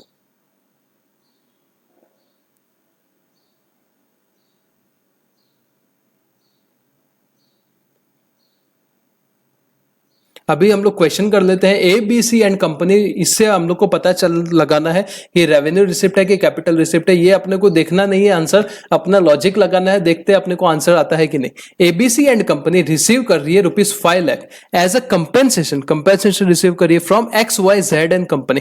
ABC and company XYZ and company से कंपेंसेशन मिल रहा है ₹5 lakh for premature termination of contract agency. आपने कॉन्ट्रैक्ट ऑफ एजेंसी लिया था, मतलब कोई भी आपने डीलरशिप वगैरह लिया था, वो कॉन्ट्रैक्ट आप टर्मिनेट कर रहे हो, इसकी वजह से ₹5 लाख मिल रहा है। तो ये क्या आपका रेवेन्यू नेचर का है क्या? बिल्कुल नहीं है। ये कोई रोज का रोज प्री मैच्योर टर्मिनेशन वगैरह थोड़ी होगा, ये तो कभी कभार हो गया, वो तो कैपिटल नेचर का इनकम है। फिर sales tax collected from the buyer of goods. Buyer of goods है जिससे आपने, मतलब परचेसर है जिससे आपने क्या कलेक्ट किया, सेल्स टैक्स कलेक्ट किया। ये बेसिकली आपका थोड़ी, ये तो गवर्नमेंट को जमा कराना है, रेवेन्यू बेसिस डेली बेसिस पे आपका चलता रहता है, रेवेन्यू बेस एक्सपेंसेस सामने वाले के लिए। PQR company limited instead of receiving a royalty year by year, जो उसको रॉयल्टी मिल रहा था बुक्स वगैरह पे, हर साल मिल रहा था, उसकी जगह उसने एडवांस में लमसम वो रॉयल्टी ले लिया। तो रॉयल्टी भाई उसको किस चीज से मिल रहा है, उसने बुक लिखी या कुछ भी उसने अपना ऐसा कंट्रीब्यूशन किया, उसकी वजह से रॉयल्टी मिल रहा है। तो ये उसका बिजनेस का इनकम है, ये उसका रेवेन्यू नेचर है। भले एक साथ मिला, इसका मतलब ये थोड़ी कि कैपिटल नेचर बन जाएगा। एन अमाउंट ऑफ ₹1,50,000 रुपीज का खर्चा किया है बाय कंपनी ने किया है for sending its production manager abroad for study new method of production. क्यों भेजा है बाहर, एक अपने प्रोडक्शन मैनेजर को इंडिया से बाहर भेजा है, उसके लिए 1.5 लाख रुपए का खर्चा किया है। वो आएगा तो क्या करेगा, कुछ सुधार करेगा, तो वो अपने बिजनेस का खर्चा है, बिजनेस के लिए, बिजनेस को बढ़ाने के लिए अपने मैनेजर को इंडिया से बाहर भेजा है, तो वो क्या आ जाएगा, आपका रेवेन्यू बेस्ड खर्चा है। Payment of ₹50,000 as a compensation for cancellation of contract. 50,000 rupees payment किया है, किसके लिए, कंपेंसेशन पे किया है। क्यों कंपेंसेशन पे किया है, for cancellation of contract for the purchase of machinery with a view to avoid unnecessary expenditure. Unnecessary खर्चा रोकने के लिए, अननेसेसरी जो एक्सपेंडिचर आपका होने वाला था उसको रोकने के लिए 50,000 रुपीज का आपको कॉन्ट्रैक्ट के लिए कंपेंसेशन वगैरह पे किया है। तो ये ऑब्वियसली कैपिटल नेचर का खर्चा है। नहीं तो अगर वो नहीं रोकते तो क्या होगा, आपका अननेसेसरी कैपिटल खर्चा होता। अगर समझो वो खर्चा नहीं करते तो क्या होता, आपका अननेसेसरी खर्चा होने वाला था, वो मशीन बिगड़ वगड़ जाता, तो कैपिटल एक्सपेंडिचर था। उसको रोकने के लिए अगर आप खर्चा कर रहे हो तो क्या हो जाएगा, आपका वो कैपिटल एक्सपेंडिचर ही है। An employ director of a company was paid ₹3,50,000 as a lump sum consideration for not resigning from a directorship. ये उसकी सैलरी का पार्ट है, ये रेवेन्यू नेचर है। एक बार ये 6 पॉइंट है, 6 पॉइंट का आंसर पढ़ लो आप, फर्स्ट 3 का पढ़ लो।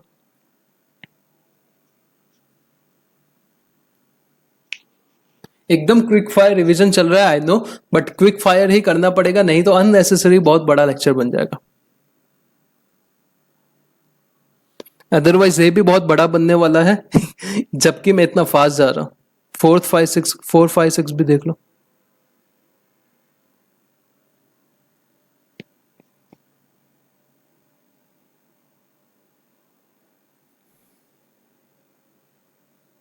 फिर हम लोग ने चार्जिंग सेक्शन पढ़ लिया।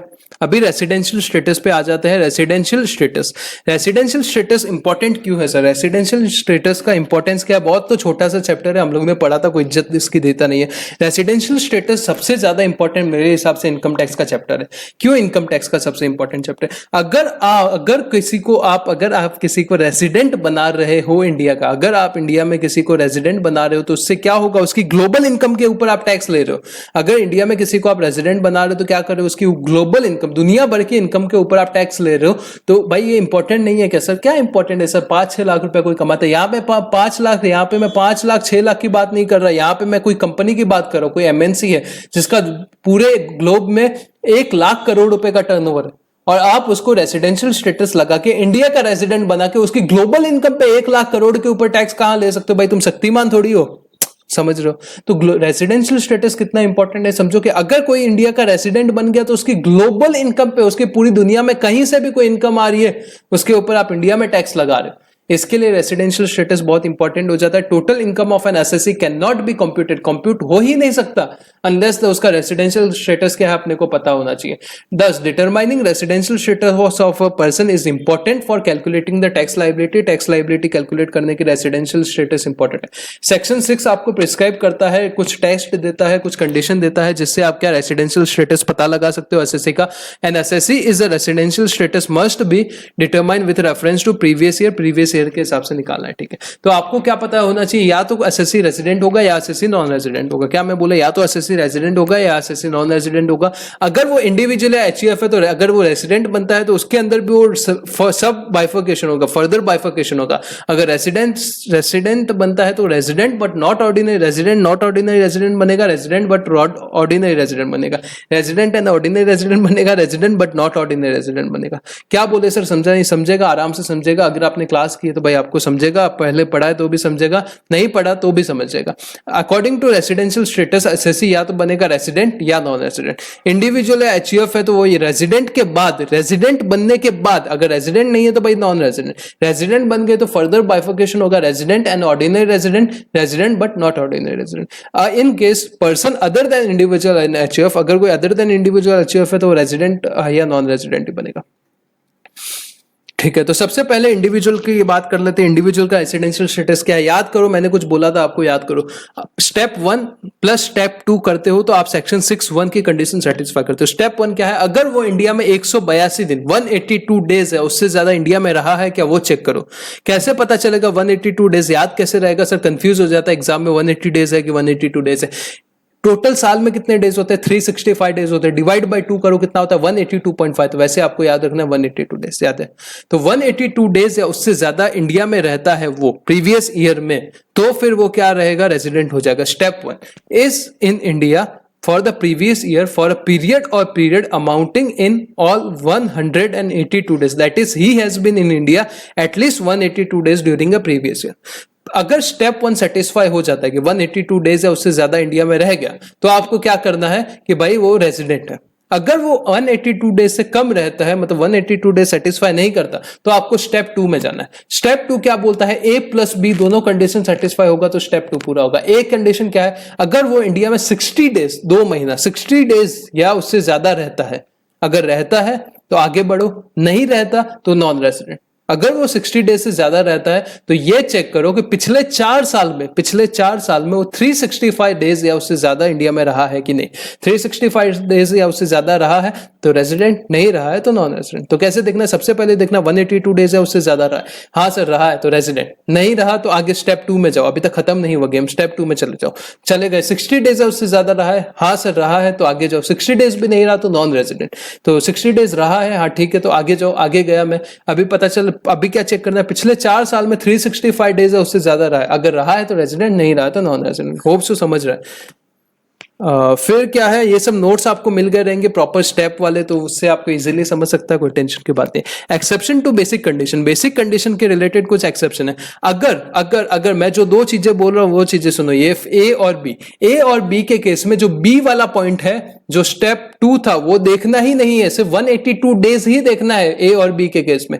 ए क्या है? Being a citizen of India, कोई भी इंडियन सिटीजन है जो इंडिया छोड़ के जा रहा है, क्यों जा रहा है? Member of a crew of Indian citizen है, या फिर ये एक्ट वैक्ट भूल जाओ, क्या जो इंडिया से बाहर फॉरेन शिप जा रहा है उसका क्रू मेंबर है, या फिर एम्प्लॉयमेंट के लिए बाहर जा रहा है, या तो एम्प्लॉयमेंट के लिए बाहर जा रहा है, या फिर क्रू ऑफ इंडियन शिप है, crew member of Indian ship है और फॉरेन जा रहा है, या दूसरा इंडिया छोड़ के जा रहा है मतलब फॉरेन जा रहा है। इंडियन शिप का क्रू मेंबर की तरह जा रहा है या एम्प्लॉयमेंट के लिए जा रहा है, तो आपको बी वाला स्टेप 2 देखना ही नहीं है, वो 60 डेज 365 डेज, सिर्फ आपको 182 डेज ही देखना है। और बी वाला कंडीशन क्या है? ये जो बीच में लिखा मैं आपके पास आने वाला हूं। Being a citizen of India, या तो वो सिटीजन ऑफ इंडिया है या पर्सन ऑफ इंडियन ओरिजिन है। पर्सन ऑफ इंडियन ओरिजिन का मतलब क्या है? पर्सन ऑफ इंडियन ओरिजिन का मतलब क्या होता है? या तो वो खुद, या उसके पेरेंट्स, या उसके ग्रैंड पेरेंट्स, वो क्या अनडिवाइडेड इंडिया के रेजिडेंट होने चाहिए, अनडिवाइडेड इंडिया में पैदा हुए रहने चाहिए। अनडिवाइडेड इंडिया का मतलब क्या होता है? आज का इंडिया, आज का पाकिस्तान, आज का बांग्लादेश, ये अनडिवाइडेड इंडिया है। तो वो क्या, being a citizen of India और person of Indian origin within a meaning of, ये वो छोड़ दो, वो बीइंग आउटसाइड इंडिया, जो बाहर है पर इंडिया के अंदर विजिट के लिए आ रहा है, इंडिया में रहने नहीं आ रहा, विजिट के लिए आ रहा है। तो ये केस में भी आपको क्या देखना है? दूसरा कंडीशन नहीं देखना, सिर्फ पहला कंडीशन 182 डेज वाला ही देखना है। और यहाँ पे इंपॉर्टेंट क्या है? ए वाला पॉइंट में यहाँ पे पर्सन ऑफ इंडियन ओरिजिन कहीं नहीं था, यहाँ पे पर्सन ऑफ इंडियन ओरिजिन है। ठीक है, ठीक है सर, ये समझा सर। फिर यहाँ पे क्या दिया है? कुछ अलग कंडीशन, रूल 126 दिया है। किसके लिए दिया है? अगर कोई इंडिविजुअल है जो फॉरेन ट्रिप पे बाहर जा रहा है, क्रू ऑफ शिप है, crew member of Indian ship है, the period of stay in India in respectable, तो उसका डेज कैसे कैलकुलेट करने का? मैंने क्या बोला था?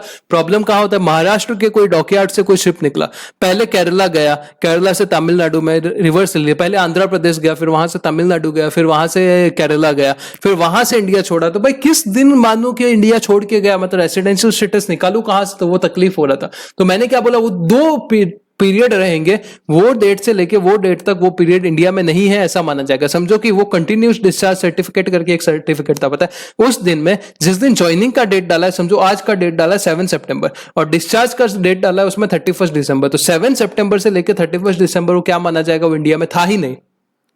ठीक है, तो ये आपको समझ गया। The provision of the second condition shall apply in relation that, ये 60 डेज की जगह 182 डेज सब्स्टिट्यूट हो जाएगा। इन लोग ने सीधा सीधा भाई नहीं लिखा कि आपको सेकंड कंडीशन देखना ही नहीं है, फर्स्ट कंडीशन ही देखना। ठीक है, नॉन रेजिडेंट पढ़ते हैं। सेक्शन 6(1) से अपने को क्या पता चल रहा था? सेक्शन 6(1) से अपने को पता चल रहा था जो अपना इंडिविजुअल है वो रेजिडेंट है या नॉन रेजिडेंट है। अगर नॉन रेजिडेंट है तो भाई गेम खत्म, रेजिडेंट है तो उसका क्या हो जाएगा? उसको आगे और फर्दर अपने को देखना पड़ेगा whether he is a resident and ordinary resident और whether he is a resident and not ordinary resident. अगर ये देखने के लिए अपने को क्या करना है? अपने को कंडीशंस 2 और देखनी है कि अगर वो पिछले 7 साल में पिछले 7 साल में अगर 730 दिन 730 डेज या मोर इंडिया में रहा है, ये प्लस प्लस प्लस एक और कंडीशन एंड है बीच में, एक और कंडीशन अपने को देखनी है कि लास्ट 10 प्रीवियस ईयर में वो 2 साल या उससे ज्यादा इंडिया में रहा है कि नहीं। ये कंडीशन सेक्शन 6 सबसेक्शन 6 की कंडीशन है। तो ये कंडीशन कौन सी मैंने बोली, एक तो अपने पिछले 7 साल में 730 डेज या ज्यादा इंडिया में रहना चाहिए, दूसरा 10 साल में से 2 प्रीवियस ईयर इंडिया का रेजिडेंट होना चाहिए। तो फिर अगर ये दोनों कंडीशन सेटिस्फाई होती है तो रेजिडेंट एंड ऑर्डिनरी रेजिडेंट बन जाएगा। अगर दोनों में से एक भी कंडीशन सेटिस्फाई नहीं होती तो रेजिडेंट तो रहेगा बट नॉट ऑर्डिनरी रेजिडेंट होगा। Sir resident and ordinary resident, resident and not ordinary resident से फर्क क्या पड़ेगा? बिल्कुल फर्क पड़ेगा। आगे स्कोप ऑफ टोटल इनकम देखेंगे तो उससे पता चलेगा क्या फर्क पड़ेगा। सेक्शन 6 तक अपने हो गए 1 2 3 4 5 6 1 कमेंसमेंट एक्सटेंट वाला, 2 definition, 3 previous year, 4 charging section, 5 scope of total income, 6 अपना रेजिडेंशियल स्टेटस। अभी तक रेजिडेंशियल स्टेटस हम लोग ने सिर्फ इंडिविजुअल का देखा है। इंडिविजुअल का देखने के लिए अपने को क्या देखना है, पहले रेजिडेंट है कि नॉन रेजिडेंट। अगर वो कोई बेसिक कंडीशन सेटिस्फाई नहीं करता तो नॉन रेजिडेंट बन जाएगा। अगर वो 182 days plus step 1 plus step 2 satisfy करता है तो रेजिडेंट बन जाएगा। अगर एक सेकेंड, अगर वो सेटिस्फाई फर्स्ट वाला कर लेता है 6-1 तो 6-6 में चले जाएंगे। 6-6 क्या बोलता है, एडवांस कंडीशन, एडिशनल कंडीशन बोलता है। ये रहा एडिशनल कंडीशन। एडिशनल कंडीशन में अपने को ये देखना है कि पिछले 7 साल में 730 दिन, पिछले 10 साल में 2 साल। अगर दोनों सेटिस्फाई हो जाता है तो फिर क्या वो रेजिडेंट एंड ऑर्डिनरी रेजिडेंट बन जाएगा। दोनों में से एक भी सेटिस्फाई नहीं होता तो resident but not ordinary satisfy, not ordinary resident बन जाएगा। फिर उसके रिलेटेड कुछ 2 एक्सेप्शन ये थे कि 2 कंडीशन में अपने को क्या देखना होता है कि 182 डेज वाला कंडीशन नहीं देखना रहता। वो बहुत इंपॉर्टेंट है, एमसीक्यू के लिए बहुत इंपॉर्टेंट, बहुत इंपॉर्टेंट, बहुत इंपॉर्टेंट, बहुत इंपॉर्टेंट है। फिर एक वो जो फॉरेन टूर के लिए जाता है तो उसमें वो पीरियड जो कंटिन्यूस डिस्चार्ज सर्टिफिकेट में साइनिंग इन और साइनिंग ऑफ वाला पीरियड रहता है, ज्वाइनिंग और साइनिंग ऑफ का पीरियड रहता है, वो एक्सक्लूड होता है। वो वाला बहुत इंपॉर्टेंट है। वो 2-3 चीजें ध्यान रखना। मेरा पर्पस ये है कि जो हम लोग ने क्लास में किया है वो सब अपन ने पढ़ा हुआ है। आपको मॉड्यूल की टेंशन लेने की जरूरत नहीं है कि भाई हमने नहीं पढ़ा, ऐसा कुछ है, ऐसा कुछ नहीं है। अपन ने सब पढ़ा हुआ है। अगर कुछ गलती से एक आधी चीज आएगी ऐसी तो उसके लिए अलग से लेक्चर मिल जाएगा, या इधर ही एकदम मैं स्लो स्पीड कर लूंगा कि आपको सब समझ जाएगा। ठीक है। Important points, the fact that assessee is resident in India, ये मतलब क्या, पहला पॉइंट क्या बोलता है अपना नोट नंबर 1 वही था कि अगर इंडिया का रेजिडेंट है, ये एक बार रेजिडेंट बन गया तो लाइफ टाइम के लिए रेजिडेंट नहीं रहेगा। ये कि आपने को हर साल चेक करना पड़ेगा कि वो रेजिडेंट है कि नहीं है। Second point, it must be noted that residential status of individual for tax purpose, tax purpose के लिए रेजिडेंशियल स्टेटस का उसकी सिटीजनशिप से कोई लेना देना नहीं है, उसके डोमिसाइल से कोई लेना देना नहीं है, उसका नेशनलिटी से कोई लेना देना नहीं है। मतलब समझो कि कोई इंडिया का रेजिडेंट है पर वो इंडिया में नहीं रहता, अमेरिका में रहता है। इंडिया का सिटीजन है पर रहता कहां पे, यूनाइटेड स्टेट ऑफ अमेरिका में रहता है। तो फिर क्या होगा, तो क्या इंडिया का रेजिडेंट माना जाएगा? नहीं, बिल्कुल नहीं माना जाएगा। रेजिडेंशियल स्टेटस का तो कंडीशन ही अलग है, 182 डेज वाला वो सब। Third point, the common feature of in both the above condition is stay of the individual in India for specified period. उनका इंडिया में स्टे क्या रहता है वो इंपॉर्टेंट है। कंटिन्यूअस रहता है ये फर्क नहीं पड़ता। मतलब जरूरी है क्या सर एक बार आया तो 182 डेज रहना ही चाहिए? नहीं, ऐसा कोई जरूरत नहीं। समझो पहले 2 दिन आया, फिर 10 दिन आया, फिर 50 दिन आया, फिर 70 डेज आया, फिर गया, फिर आया, कोई भी चलेगा। टोटल 182 डेज इंडिया में रहना चाहिए। और इंपॉर्टेंट ये है कि जब वो इंडिया से गया और जिस दिन वो इंडिया में आया वो वाला डेट भी इंडिया में ही है, ऐसा काउंट होगा। ठीक है, ये सब हम लोग ने बहुत डिटेल में किया था, क्वेश्चन वगैरह सब सॉल्व किए थे। The stay may be anywhere in India and for length of a time at each place in cases where stay in India more place. India में भी एक जगह से ज्यादा दूर, कभी आगरा में रहा, कहाँ मुंबई रहा, कभी राजस्थान रहा, कहीं गुजरात रहा, कभी जम्मू कश्मीर रहा, कभी केरला रहा, कभी तमिलनाडु रहा, कहीं रहो कुछ फर्क नहीं पड़ता, इंडिया में है, बस ये इंपॉर्टेंट है। While determining the residential status the day of living and returning to India is considered as a stay in India. जिस दिन वो जा रहा है, समझो 7 सितंबर जा रहा है तो 7 सितंबर क्या माना जाएगा, इंडिया में है। 31 दिसंबर आ रहा है तो ये माना जाएगा 31 दिसंबर इंडिया में। पर वो फॉरेन शिप वाला था, उसमें क्या रहेगा, वो वाला पीरियड एक्सक्लूड हो जाएगा। मतलब वो क्या, इसका एक्सेप्शन है। Person of Indian origin is one who is और ईदर ऑफ हिज पेरेंट्स और ग्रैंड पेरेंट्स वर बॉर्न, वो मैंने बताया। अनडिवाइडेड इंडिया का मतलब क्या होता है। फिर इंडिया मीन्स इंडिया का टेरिटरी अपने को पता है। Where the exact arrival and departure time is not available. अगर टाइमिंग नहीं पता कि इंडिया में कब आया था कब गया था, तो जिस दिन वो जा रहा है या जिस दिन वो आ रहा है वो डे काउंट हो जाएगा। ये सब ठीक है। तो steps to solve residential status of individual हम लोग ने बहुत अच्छे से कर लिया है, टेंशन की जरूरत नहीं है। अपनी क्लास में स्टेप 1 प्लस स्टेप 2 मैंने जैसे बताया था वही वे में जाना, आपका 102% आंसर आ जाएगा। ठीक है, फिर नेक्स्ट क्या है, इलस्ट्रेशन 1। ये जो इलस्ट्रेशन है ना, ये सेम ही वही इलस्ट्रेशन है जो हम लोग ने वो अपना क्लासेस में किए थे। तो अननेसेसरी डबल टाइम वेस्ट नहीं करते, आप सॉल्व करो साथ में। अगर कुछ भी इश्यू आता है तो आपको व्हाट्सएप नंबर मेरा पता है, कभी भी डाउट पूछो। और अगर आपके पास व्हाट्सएप नंबर नहीं है, जैसे आप मेरे स्टूडेंट नहीं हो, तो कमेंट बॉक्स में क्वेश्चन पूछो, मैं पूरा ट्राई करूंगा कि आंसर दे सकूं। ठीक है, ये मिस्टर ए वाला क्वेश्चन था अपने क्वेश्चन में, बस चाइना जापान की अलग अलग थे। स्टीव वॉग वाला आईसीएसआई के मॉड्यूल में है, ब्रैटली नाम कर दिया है आईसीआई के मॉड्यूल में। बस ऐसा ही है, सब कुछ सेम है। बस ये सब क्वेश्चन अपने हो चुके हैं, डोंट वरी। और कुछ डाउट आता है तो आप व्हाट्सएप कर सकते हो, क्योंकि unnecessary double time revision video में वेस्ट करके कोई मतलब नहीं है। Test of residence for HUF. HUF का टेस्ट अपने को रेसिडेंशियल स्टेटस देखना है, तो अपने को क्या देखना है, एचयूएफ के रेसिडेंशियल स्टेटस में सबसे इंपॉर्टेंट ये है कि कंट्रोल एंड मैनेजमेंट कहाँ है। कंट्रोल एंड मैनेजमेंट C&M मैंने बोला था, पता है। अगर कंट्रोल एंड मैनेजमेंट होली या पार्टली या तो पूरा का पूरा या आधा अधूरा इंडिया में है तो वो इंडिया का रेजिडेंट है। अगर कंट्रोल एंड मैनेजमेंट पूरा का पूरा नहीं, पूरा का पूरा बाहर है, पूरा का पूरा इंडिया से बाहर है, तो नॉन रेजिडेंट है। अगर वो रेजिडेंट बन जाता है तो उसका एडिशनल कंडीशन देखना है कि इंडियन इंडिविजुअल और एचयूएफ, मैंने क्या बोला था, दोनों देखना पड़ेगा। आर एंड ओ आर है, R and N O R है। तो इसके लिए क्या करेंगे, इसका जो कर्ता अगर 6 की कंडीशन सेटिस्फाई करता है, 6 मतलब क्या, 730 डेज इन 7 प्रीवियस ईयर, और दूसरा क्या था अपना 10 प्रीवियस ईयर में 2 प्रीवियस ईयर इंडिया में है कि नहीं, ये वाला कंडीशन अगर कर्ता सेटिस्फाई कर देता है तो जो एचयूएफ है वो रेजिडेंट एंड ऑर्डिनरी रेजिडेंट बन जाएगा, नहीं तो resident and not ordinary resident बन जाएगा। और ये सर कंफ्यूज हो गया तो 730 डेज कहाँ रहेगा, फिर 365 डेज कहाँ रहेगा, फिर अपना 2 प्रीवियस ईयर लास्ट 10 से। तो ये आपको इतना ध्यान रखना, जो बेसिक कंडीशन है फर्स्ट वाला 6(1) का, उसमें हाईएस्ट 4 साल तक ही है। मतलब देखो, फर्स्ट क्या था, 1 साल में 182 डेज, फिर 1 साल में 60 डेज, फिर 4 साल में 365 डेज, खत्म हो गया। अभी जो एडिशनल कंडीशन है उसमें कैसा, 7 इयर्स में 730 डेज, 10 इयर्स में 2 प्रीवियस है। तो बड़ी बड़ी कंडीशन एडिशनल है, छोटी छोटी अपने इसकी है। तो याद कराने के लिए जस्ट बोल रहा हूं। फिर meaning of control and management का क्या होता है, थियरी है, बता देता हूं। The expression control and management क्या रिफर करता है, फंक्शन ऑफ डिसीजन मेकिंग, आपके डिसीजन मेकिंग के function, and issuing direction and not places where the form business is carried on. Business कहां है उससे फर्क नहीं पड़ता, आप डिसीजन कहां ले रहे हो वो फर्क पड़ता है। In other words, the control and management means taking policy decision, आप पॉलिसी के डिसीजन कहां ले रहे हो related to business. Policy decision are concerning the finance के रिलेटेड, मार्केटिंग के रिलेटेड, प्रोडक्शन, एडवर्टीजमेंट, पर्सनल, ये सब डिसीजन कहां ले रहे हो वो उसके हिसाब से आपका एक second, control and management decide होगा, ना कि आपका बिजनेस कहां सेटअप है। द बिजनेस में be done from outside India, ये हो सकता है कि बिजनेस भले ही आउटसाइड इंडिया से चल रहा है, yet control and management India के अंदर है, ऐसा भी हो सकता है, बिल्कुल हो सकता है। ठीक है, फिर ये क्या है, एचयूएफ फर्म एओपी बीओआई का रेसिडेंट कब होंगे, अगर कंट्रोल एंड मैनेजमेंट होली और पार्टली इंडिया में है, और अगर नॉन रेसिडेंट कब होंगे, जब पूरा का पूरा आउटसाइड हो जाएगा। तो और resident and not ordinary resident, और वो वाला क्या, सेम वाला एडिशनल कंडीशन 6 का अगर करता सेटिस्फाई कर देता है, 7 प्रीवियस ईयर में 730 डेज और 10 प्रीवियस ईयर में 2 प्रीवियस ईयर रेजिडेंट है, तो वो क्या हो जाएगा, करता रेजिडेंट एंड ऑर्डिनरी रेजिडेंट हो जाएगा, पूरा HUF resident and ordinary resident हो जाएगा, नहीं तो resident and non ordinary resident. फिर इलस्ट्रेशन सब अपने हो चुके हैं, डोंट वरी।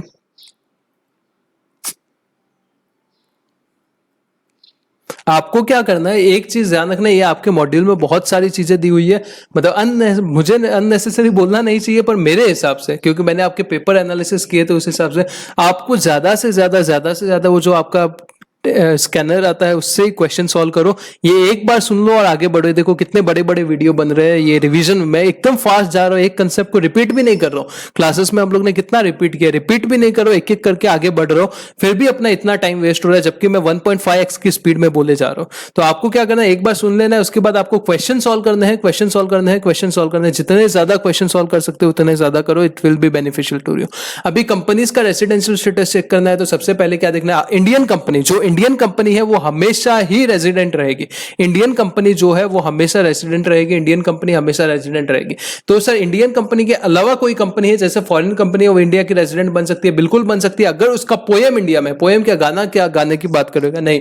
पोएम का मतलब क्या होता है, place of effective management. Place of effective management अगर उसका इंडिया में है तो वो इंडियन जो बाहर वाली कंपनी है वो भी रेजिडेंट बन जाएगी। मैंने पहले क्या बोला, रेजिडेंट अगर इंडियन कंपनी है वो तो हमेशा रेजिडेंट रहेगी, irrespective of of any condition, कुछ भी फर्क नहीं पड़ता, Indian company is always resident. और इंडियन कंपनी को छोड़ के कोई दूसरी कंपनी है, उसका place of effective management that is POEM, if it is in India then it is resident, otherwise it's not a resident. It must be noted that, ये note करना पड़ेगा दैट ओनली एन इंडिविजुअल और HUF can be resident, सिर्फ individual और HUF resident बन सकते हैं, not ordinary resident. और मतलब जो रेजिडेंट एंड ऑर्डिनरी रेजिडेंट या रेजिडेंट नॉट ऑर्डिनरी रेजिडेंट कौन बनेंगे, सिर्फ इंडिविजुअल एचयूएफ बनेंगे। उसके अलावा जो भी एसएससी रहेंगे या तो रेजिडेंट रहेंगे या नॉन रेजिडेंट रहेंगे। The assessment should in every case be accordance with the provision of law, हर केस के हिसाब से करना पड़ेगा। छोड़ो, for assessment year 17-18 foreign company will be resident in India. 17-18 से क्या लेके आए थे, पोएम का कंसेप्ट लेके आए थे कि पोएम के कंसेप्ट के हिसाब से पता चलेगा कि फॉरेन कंपनी भी इंडिया की रेजिडेंट बन सकती है कि नहीं। For this purpose the poem means, ये इंपॉर्टेंट है, पोएम मीन्स अ प्लेस, ऐसी जगह जहां की मैनेजमेंट, जो की इंपॉर्टेंट मैनेजमेंट के या कमर्शियल डिसीजन है necessary for the conduct of business, business के कंडक्ट के लिए इंपॉर्टेंट की मैनेजमेंट या कमर्शियल डिसीजन है, वो सब्सटेंशियली मेड हो रहे। एक ही चीज इंपॉर्टेंट मैं बता रहा हूं कि अपने जो क्लासेस किया था उसमें पोएम का कंसेप्ट मैंने नहीं बताया था, उसका वीडियो बाद में आपको मिल गया है। बट ये ध्यान रखना कि सीए इंटर के सिलेबस में पोएम नहीं है, इसीलिए नहीं सिखाया था, उसका नोट्स बेसिकली इंटर के हिसाब से स्टार्टिंग में बनाया हुआ था, तो आपको बाद में वीडियो मिल गया है, डोंट वरी। बट पोएम क्या है, पोएम बहुत इंपॉर्टेंट चीज है। प्लेस ऑफ इफेक्टिव मैनेजमेंट एक ऐसा कंसेप्ट है जिसकी वजह से अपने को क्या पता चल रहा है कि अगर कोई फॉरेन कंपनी है, मतलब इंडिया की कंपनी नहीं, यूएस की कंपनी है, दुबई की कंपनी है, इंग्लैंड की कंपनी है, कहीं की भी कंपनी है, उसको हम लोग क्या बना रहे हैं, इंडिया का रेजिडेंट बना रहे हैं। वो इंडिया की कंपनी नहीं है, फिर भी हम लोग उसको क्या कर रहे हैं, इंडिया का रेजिडेंट बना रहे हैं। तो ये कितना पावरफुल है। और कंपनीज का टर्नओवर भाई 100 करोड़, 80 करोड़, लाख करोड़, 50,000 करोड़, कितना भी हो सकता है। तो पोएम बहुत ही इंपॉर्टेंट कंसेप्ट है, ध्यान से समझो। अभी इतना काम आएगा नहीं आएगा एग्जीक्यूटिव लेवल पे मुझे नहीं पता, पर प्रोफेशनल लेवल पे आपको बहुत काम आने वाला है। अगर कंपनी रेजिडेंट है, अगर इंडियन कंपनी हमेशा रेजिडेंट बनेगी, और दूसरा अगर कंपनी का पोएम इंडिया में है तो रेजिडेंट बनेगी। नॉन रेजिडेंट कंपनी का मतलब क्या है, जिसका पोएम इंडिया में नहीं है वो नॉन रेजिडेंट कंपनी है। Poem means a place where key management and commercial decision necessary for conduct of a business of an entity as a whole are in substance made, वो ऊपर लिखा था वही लिखा है। ये एक इंपॉर्टेंट फॉर एमसीक्यू है, सर्कुलर आया था, सर्कुलर डेट इंपॉर्टेंट नहीं है कि अगर कोई कंपनी का टर्नओवर, पोएम के प्रोविजन कब लगेंगे पता है, किसी कंपनी का टर्नओवर 50 करोड़ या उससे ज्यादा होगा तो ही पोएम के प्रोविजन लगेंगे। अगर 50 करोड़ से कम है उसका टर्नओवर तो आपको पोएम के प्रोविजन लगाने की जरूरत ही नहीं। ये बहुत बड़ी बातें हो रही है भाई, चिंदी चिंदी कंपनियों के लिए नहीं बात हो रही। अगर आपकी कंपनी का टर्नओवर 50 करोड़ या उससे ज्यादा है तो ही पोएम के कंसेप्ट आपको लगेंगे, अगर अदरवाइज नहीं लगेंगे। Guiding principle for determining the place of effective management, कुछ गाइडिंग प्रिंसिपल दिए हैं जो कि इंपॉर्टेंट है। Place of effective management is an internationally recognised test, internationally recognised test है for determination of residential status of company. Company के residential status के लिए ये क्या है, बहुत ही मतलब इंपॉर्टेंट इंटरनेशनली रिकॉग्नाइज्ड कंसेप्ट है। Most of the tax treaties, जो टैक्स ट्रीटी होती है ज्यादातर वो इंडिया में रिकॉग्नाइज क्या करती है, पोएम का कंसेप्ट रिकॉग्नाइज करती है। The guiding principle to be followed determination of POEM are enumerated as follows. ये वाले यहां से ये वाला हाईलाइट कर दो, अगर आपके पास हाईलाइटर और मॉड्यूल है ये वाले पॉइंट हाईलाइट कर दो। क्या क्या देखना है कि अगर कंपनी का एक्टिव बिजनेस आउटसाइड इंडिया है कि नहीं, ये टेस्ट अपने को सेटिस्फाई करना है। अगर कंपनी इज एंगेज इन, यहां पे मैं स्लो जा रहा हूं, थोड़ा सा मैं स्लो हो रहा हूं ताकि आपको पूरा, अगर आपको नहीं आता है तो समझ जाए। A company shall B said to be engaged in active business of outside India। अगर उसका एक्टिव बिजनेस आउटसाइड इंडिया है तो वो उसका क्या बिजनेस भी आउटसाइड इंडिया है। अगर एक्टिव बिजनेस आउटसाइड इंडिया है, if the passive income is not more than, इसके लिए 4 कंडीशन आपको देखनी है कि उसका एक्टिव बिजनेस आउटसाइड इंडिया है कि नहीं है। पहला कंडीशन है पैसिव इनकम का कंडीशन, दूसरा इनकम है टोटल असेट का कंडीशन, तीसरा कंडीशन है एम्प्लॉय का कंडीशन, चौथा कंडीशन है एम्प्लॉय के ऊपर जो पेरोल का खर्चा होता है उसका कंडीशन। क्या बोल रहा हूं, अगर आपको सबसे पहले पोएम में क्या देखना है, उसका एक्टिव बिजनेस आउटसाइड इंडिया है कि एक्टिव बिजनेस आउटसाइड इंडिया नहीं है। उसके लिए अपने को 4 कंडीशन देखनी है, पैसिव इनकम का कंडीशन, एसेट का कंडीशन, एम्प्लॉय का कंडीशन, और चौथा कौन सा कंडीशन है, चौथा कौन सा, एम्प्लॉय के ऊपर जो खर्चा हो रहा है उसके पेरोल के खर्चे का कंडीशन। तो सबसे पहला कंडीशन क्या है, passive income active business outside India माना जाएगा अगर उसका पैसिव इनकम का मतलब क्या होता है आगे देखेंगे। Passive income is not more than 50% of total income. जो टोटल इनकम है, टोटल इनकम 100% है, तो पैसिव इनकम उसका 50% से ज्यादा नहीं है, मतलब 50% है उससे कम है, सबसे पहले कंडीशन कौन सा है, अगर आपको active business outside India prove करना है तो पैसिव इनकम का condition, passive income is not more than 50% of its total income. Passive income का मतलब क्या होता है, हम लोग नीचे देखेंगे। पैसिव इनकम जो है वो आपकी टोटल इनकम जितनी है, समझो टोटल इनकम कितनी है, 100 रुपया, तो passive income is not more than 50% of its total income. जितनी टोटल इनकम है उसकी 50 रुपया या उससे ज्यादा नहीं होनी चाहिए, 50 रुपए से ज्यादा नहीं होनी चाहिए, मतलब उससे कम होनी चाहिए, ठीक है। 50 रुपया या उससे कम होनी चाहिए, जितनी टोटल इनकम है उसकी 50 रुपया या उससे कम होनी चाहिए। Less than 50% of its total asset are situated in India. जो आपके टोटल असेट है उसमें 50% से कम एसेट इंडिया में सिचुएटेड होने चाहिए। टोटल जितने भी आपके एम्प्लॉय है उसमें से 50% से कम एम्प्लॉय, मतलब 49.99 या उससे कम एम्प्लॉय या तो इंडिया में सिचुएटेड होना चाहिए या रेजिडेंट होने चाहिए। और जितना भी आपके एम्प्लॉय को खर्चा हो रहा है, जितने भी आपके एम्प्लॉय को खर्चा हो रहा है, 50% से कम खर्चा, 50% से कम खर्चा, 50% से कम खर्चा इंडिया में होना चाहिए, ठीक है।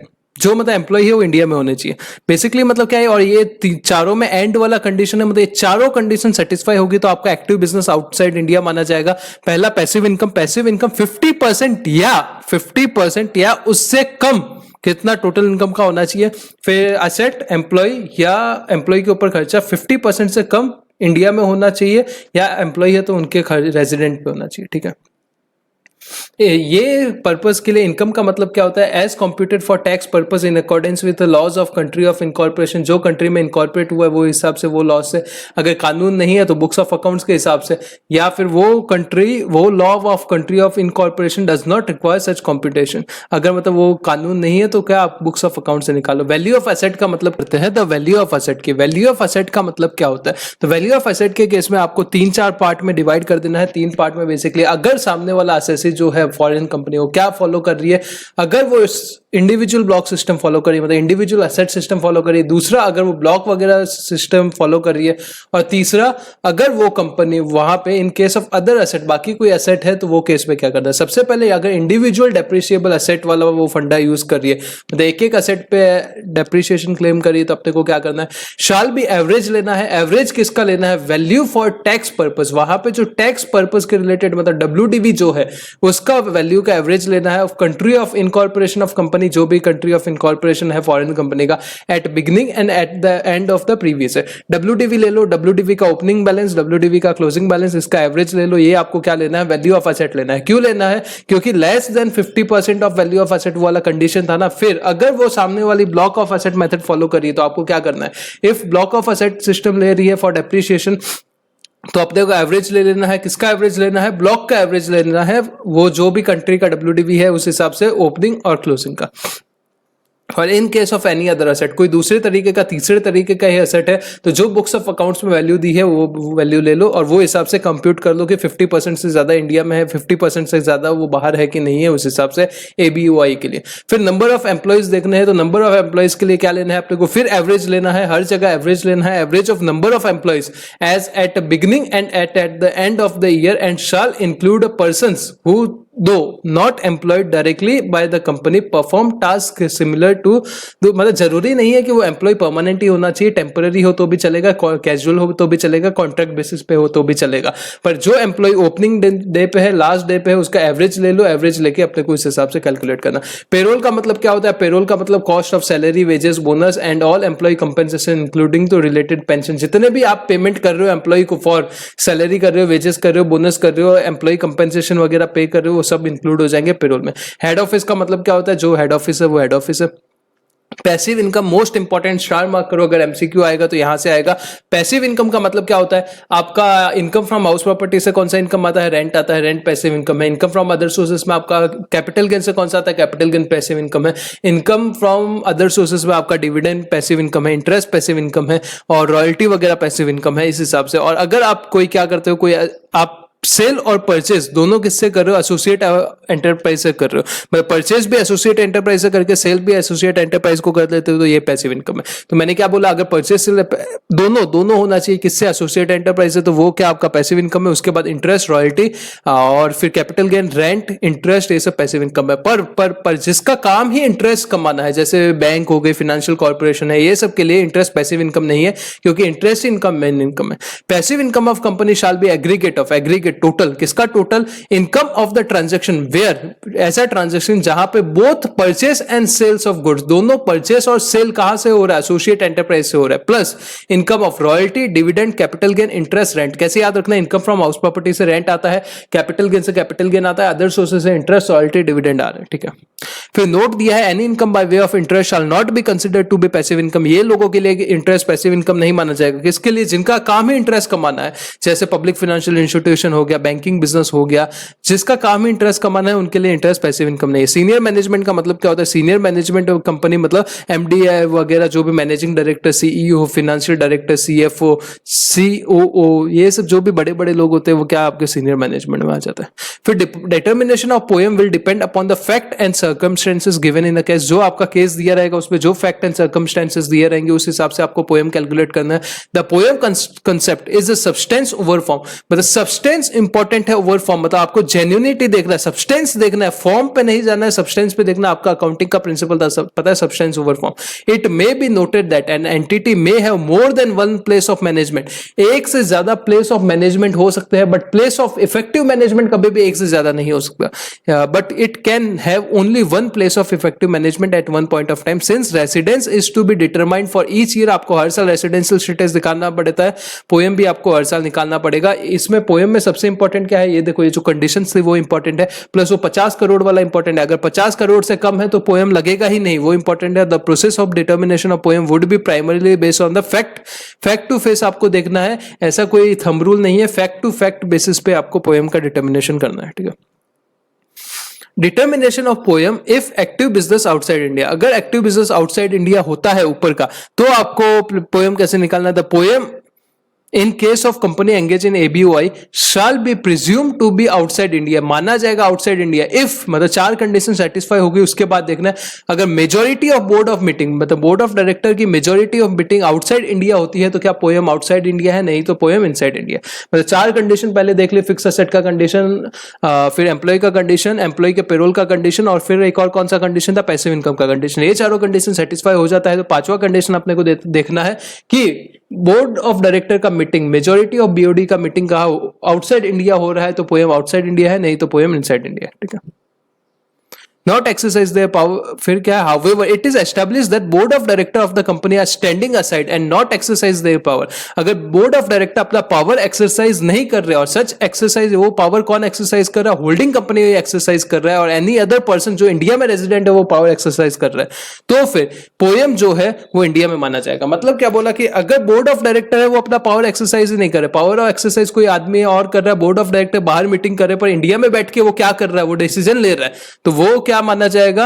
वो आदमी, मतलब वो पोएम फिर इंडिया में माना जाएगा। Then the POEM shall be considered in India for the purpose of determining whether company is engage in ABOI the average of data of the previous year and 2 prior year shall be taken into account. ABOI देखने के लिए ये साल का data, ये previous year का data, और उसके पीछे के 2, ये इतना डीप आपको नहीं पूछेगा बट लिखा है तो बता देता हूं, उसके पीछे के 2 प्रायर ईयर के डेटा आपको कंसिडर करने हैं वो एसेट वगैरह निकालने के लिए, ठीक है।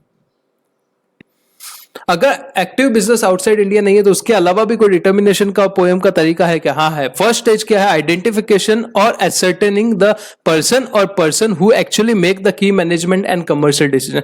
सबसे पहले क्या करो, वो आदमी को ढूंढो या वो आदमियों को ढूंढो, मतलब सिंगल पर्सन या persons who actually make the key management and commercial decision, जो एक्चुअली क्या कर रहे, की मैनेजमेंट या कमर्शियल डिसीजन लेते हैं for conduct of a company.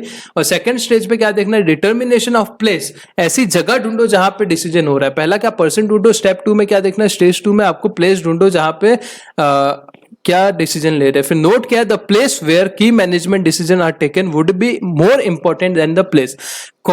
Place जो है जहां पे डिसीजन लिया जा रहा है वो ज्यादा इंपॉर्टेंट है, more important than the place where such decision are implemented. Implementation वो डिसीजन का कहां करे उससे ज्यादा इंपॉर्टेंट क्या है? कहां डिसीजन ले रहे हो वो ज्यादा इंपॉर्टेंट है। For the purpose of determination of poem it is substance which would be conclusive rather than form. Substance over form है, सब्सटेंस क्या है वो ज्यादा इंपॉर्टेंट है रादर देन फॉर्म। फिर कुछ गाइडिंग प्रिंसिपल दिए हुए, थियरी दी हुई है कि क्या क्या प्रिंसिपल आप देख सकते हो जिससे आपको पोएम पता चले कि बोर्ड ऑफ डायरेक्टर कहाँ रिसाइड करते हैं वो इंपॉर्टेंट है, फिर हेड ऑफिस का लोकेशन कहाँ है वो इंपॉर्टेंट है, रीडिंग प्रोविजन है एक बार आप रीड कर लेना। फिर कहाँ की टेक्नोलॉजी से अगर समझोगे जूम कॉल कर रहे हैं और जूम कॉल करके फिर क्या कर रहे हैं, मीटिंग कर रहे हैं, तो फिर वो केस में क्या पोएम कहाँ माना जाएगा, तो उसका सर्वर कहाँ है वो टेक्नोलॉजी का, वो सब देखना है। गाइडिंग प्रिंसिपल है, एक बार आपको रीड करना है। तो पोएम में सबसे इंपॉर्टेंट इलस्ट्रेशन अपने क्लास में हो गए थे, वो आपको एडिशनल एक लेक्चर मिला था पोएम का, उसमें हो गए थे आपके इलस्ट्रेशन वगैरह, तो वो वापस टाइम वेस्ट करके कोई मतलब नहीं है। तो इसमें सबसे इंपॉर्टेंट सबसे पहले तो ये ध्यान रखना कि 50 करोड़ से कम होगा तो पोएम लगेगा ही नहीं। फिर active business outside India, not active business outside India. Active business of India outside India में 4 कंडीशन देखना है। पहले पैसिव इनकम का कंडीशन। पैसिव इनकम का मतलब क्या है, आप परचेज सेल दोनों कहां से कर रहे हो, एसोसिएट एंटरप्राइज से कर रहे हो। फिर आपको एसेट का कंडीशन देखना है, फिर आपको एम्प्लॉय का कंडीशन देखना है, फिर आपको एम्प्लॉय के ऊपर जो पेरोल का एक्सपेंस हो रहा है उसका कंडीशन दे रहा है। चारों सेटिस्फाई हो जाते हैं तो पांचवा कंडीशन देखना है कि बोर्ड का मीटिंग जो है वो outside India, majority of board of meeting outside India हो रहे कि नहीं। अगर हो रहे हैं तो पोएम आउटसाइड इंडिया, नहीं हो रहे तो इनसाइड इंडिया। पर अगर समझो कि majority of board of meeting outside India हो रहे पर जो बोर्ड ऑफ डायरेक्टर को अपना काम करना चाहिए था वो काम ही नहीं कर रहे, उसकी जगह कोई होल्डिंग कंपनी या कोई रेजिडेंट पर्सन है जो इंडिया में बैठ के वो काम कर रहा है, तो पोएम क्या इंडिया में मान लिया जाएगा। फिर ये लिखा था कि पोएम अपने को फैक्ट टू फैक्ट केस करना है, सब्सटेंस ओवर फॉर्म ज्यादा इंपॉर्टेंट है। फिर अगर एक्टिव बिजनेस आउटसाइड इंडिया नहीं है तो अपने को 2 स्टेज में देखना है। पहला कौन पर्सन डिसीजन ले रहा है, दूसरा कौन से प्लेस पे डिसीजन ले रहा है, और प्लेस का डिसीजन ज्यादा इंपॉर्टेंट है rather than implementation of that decision. ठीक है, पोएम का कंसेप्ट हो गया। हाँ सर, हो गया।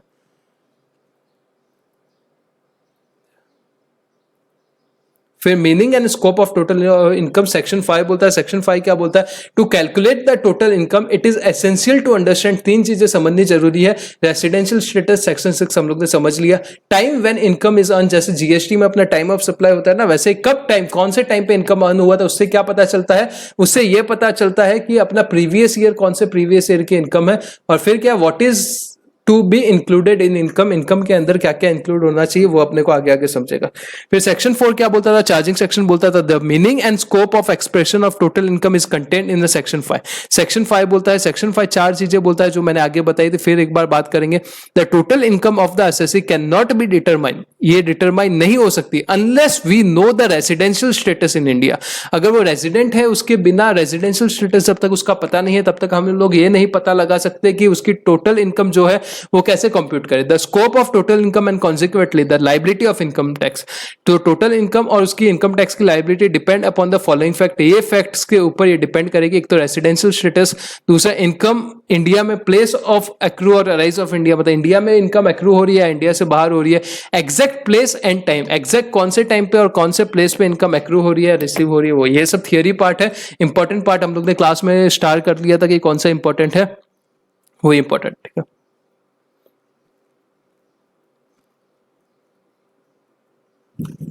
फिर स्कोप ऑफ टोटल इनकम में resident and not ordinary resident, resident and ordinary resident, resident and not ordinary resident and non resident, उसके लिए यही ऐसा सेम का सेम टेबल मैंने भी बनाया था, वो टेबल से हम लोग ने किया था। जो रेजिडेंट एंड ऑर्डिनरी रेजिडेंट है उसके लिए दुनिया की ग्लोबल इनकम, जितने भी दुनिया की ग्लोबल इनकम है वो टैक्सेबल होगी, ग्लोबल इनकम टैक्सेबल होगी, ग्लोबल इनकम टैक्सेबल होगी। जैसे income receive in India taxable है, deem to receive in India taxable है, एक्रू अराइज टैक्सेबल है, deem to accrue arise taxable है। सिर्फ एक इनकम टैक्सेबल नहीं होती, मैंने बताया था, वो किसी के हाथ में टैक्सेबल नहीं होती, पहले अर्न कहीं और हुई है, फिर रेमिटेंस इंडिया में हुआ है, रेमिटेंस हुआ है, या उसका एक और नाम दिया था पता है, याद है, वो मुझे भी याद नहीं अभी। एक यार रेमिटेंस वाला इंपॉर्टेंट है, इनकम अर्न कहीं बाहर हुई है पर उसका रेमिटेंस इंडिया में हुआ है, रेमिटेंस जो है वो इंडिया में हुआ है, तो क्या हो जाएगा, इंडिया में टैक्स नहीं होगी। बाकी सब तरीके की इनकम जो है वो किसके हाथ में टैक्सेबल होती है, रेजिडेंट एंड ऑर्डिनरी रेजिडेंट के साथ में। नॉन रेजिडेंट के हाथ में वही इनकम टैक्सेबल होगी अगर वो इनकम रिसीव इंडिया में हुई है, डीम टू रिसीव इंडिया में हुई है, इनकम एक्रू अराइज इंडिया में हुई है, deem to accrue arise India में हुई है। इसके अलावा कोई इनकम टैक्सेबल नहीं होगी नॉन रेजिडेंट के हाथ में। तो non resident and not ordinary resident कोई स्पेशल केस है क्या? हाँ सर, स्पेशल केस है। इसमें जो रेजिडेंट के हाथ में जो इनकम सब टैक्सेबल होती है वो सब resident and not ordinary resident के हाथ में भी टैक्सेबल होती है। आरओआर के हाथ में जो इनकम टैक्सेबल होती है वो सब आरएनओआर के हाथ में टैक्सेबल होती है, बस लास्ट सेकंड लास्ट को छोड़ के। सेकंड लास्ट क्या है? Income received and accrued outside India. Income जो है वो रिसीव कहां हुई है एंड एक्रू कहां हुई है? आउटसाइड इंडिया हुई है। But from a business controlled from outside India for profession setup outside India. मतलब इनकम कहां रिसीव एक्रू हुई है? आउटसाइड इंडिया हुई है। बिजनेस कंट्रोल कहाँ से हो रहा है, आउटसाइड इंडिया हो रहा है, प्रोफेशन सेटअप कहाँ से हो रहा है, आउटसाइड इंडिया हो रही है। तो ये केस में रेजिडेंट एंड ऑर्डिनरी रेजिडेंट के हाथ में तो टैक्स लगेगा क्योंकि ग्लोबल इनकम पे टैक्सेबल होता है, पर resident and not ordinary resident के हाथ में टैक्सेशन नहीं लगेगा। फिर एक्सप्लेनेशन 1 क्या दिया, इनकम अक्रू और arising outside India shall not be deem to be receive in India. जो इनकम अक्रू आउटसाइड इंडिया होती है वो shall not be deem to receive, उसको नहीं माना जाएगा वो इंडिया में रिसीव हुई है in the meaning of section by reason only the fact that it is taken into account for balance sheet prepared in India. सिर्फ वो मैंने आपको एग्जांपल दिया था, याद है, बैंक के कुछ कंसोलिडेशन के लिए सिर्फ इंटरेस्ट का अमाउंट आया है, तो वो ये सिर्फ इंटरेस्ट इसके लिए, मतलब वापस मैं एग्जांपल दे देता हूँ। समझो कंसोलिडेशन कर रही है कोई फॉरेन कंपनी, किसका कंसोलिडेशन कर रही है, इंडियन कोई ब्रांच है, वो उसका फॉरेन में भी कोई ब्रांच है, ठीक है, मतलब इंडियन कंपनी है उसका कोई फॉरेन में भी ब्रांच है, अभी वो कंसोलिडेशन कर रही है अपनी बुक्स ऑफ अकाउंट्स का, तो उसमें जो फॉरेन ब्रांच है भले ही उसको इंटरेस्ट अक्रू आ रहा है, सब कुछ बाहर हुआ है, पर उसने इंडिया में just because of books of accounts prepare करने के लिए उसने उसको इंक्लूड किया है, तो इसके लिए ये नहीं माना जाएगा कि वो इंडिया में अक्रू हुआ है और उसके ऊपर टैक्स नहीं लगे। For removal of doubt, doubt remove करने के लिए it is hereby declare that, ये डिक्लेयर किया जाता है that income which has been included in total income of person, जो इनकम है वो टोटल इनकम के आदमी के टोटल इनकम में इंक्लूड हुई है on the basis that accrued और अराइजन और डीम टू हैव अक्रूड और arisen shall not again is included on the basis that, अगर एक बार इंक्लूड अराइज हो गई है अक्रू अराइज तो वो बाद में वो उसके हाथ में नहीं होगी।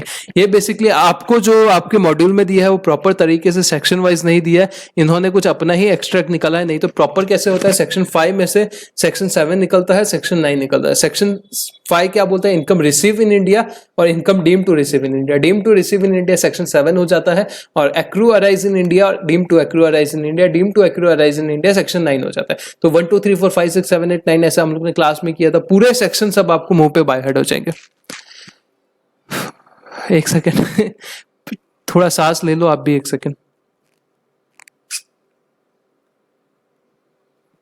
फिर इनकम रिसीव इन इंडिया का मतलब क्या होता है, income receive in India is taxable regardless of the assessees residential status, residential status का कोई घंटा फर्क नहीं पड़ता, अगर इंडिया में रिसीव हो गई है तो आपको टैक्स भरना पड़ेगा। The receipt contemplated for the purpose refers the first receipt of the amount, first जब फर्स्ट टाइम रिसीव हुई है वो इंपॉर्टेंट है, फर्दर रेमिटेंस का इंपॉर्टेंस नहीं है।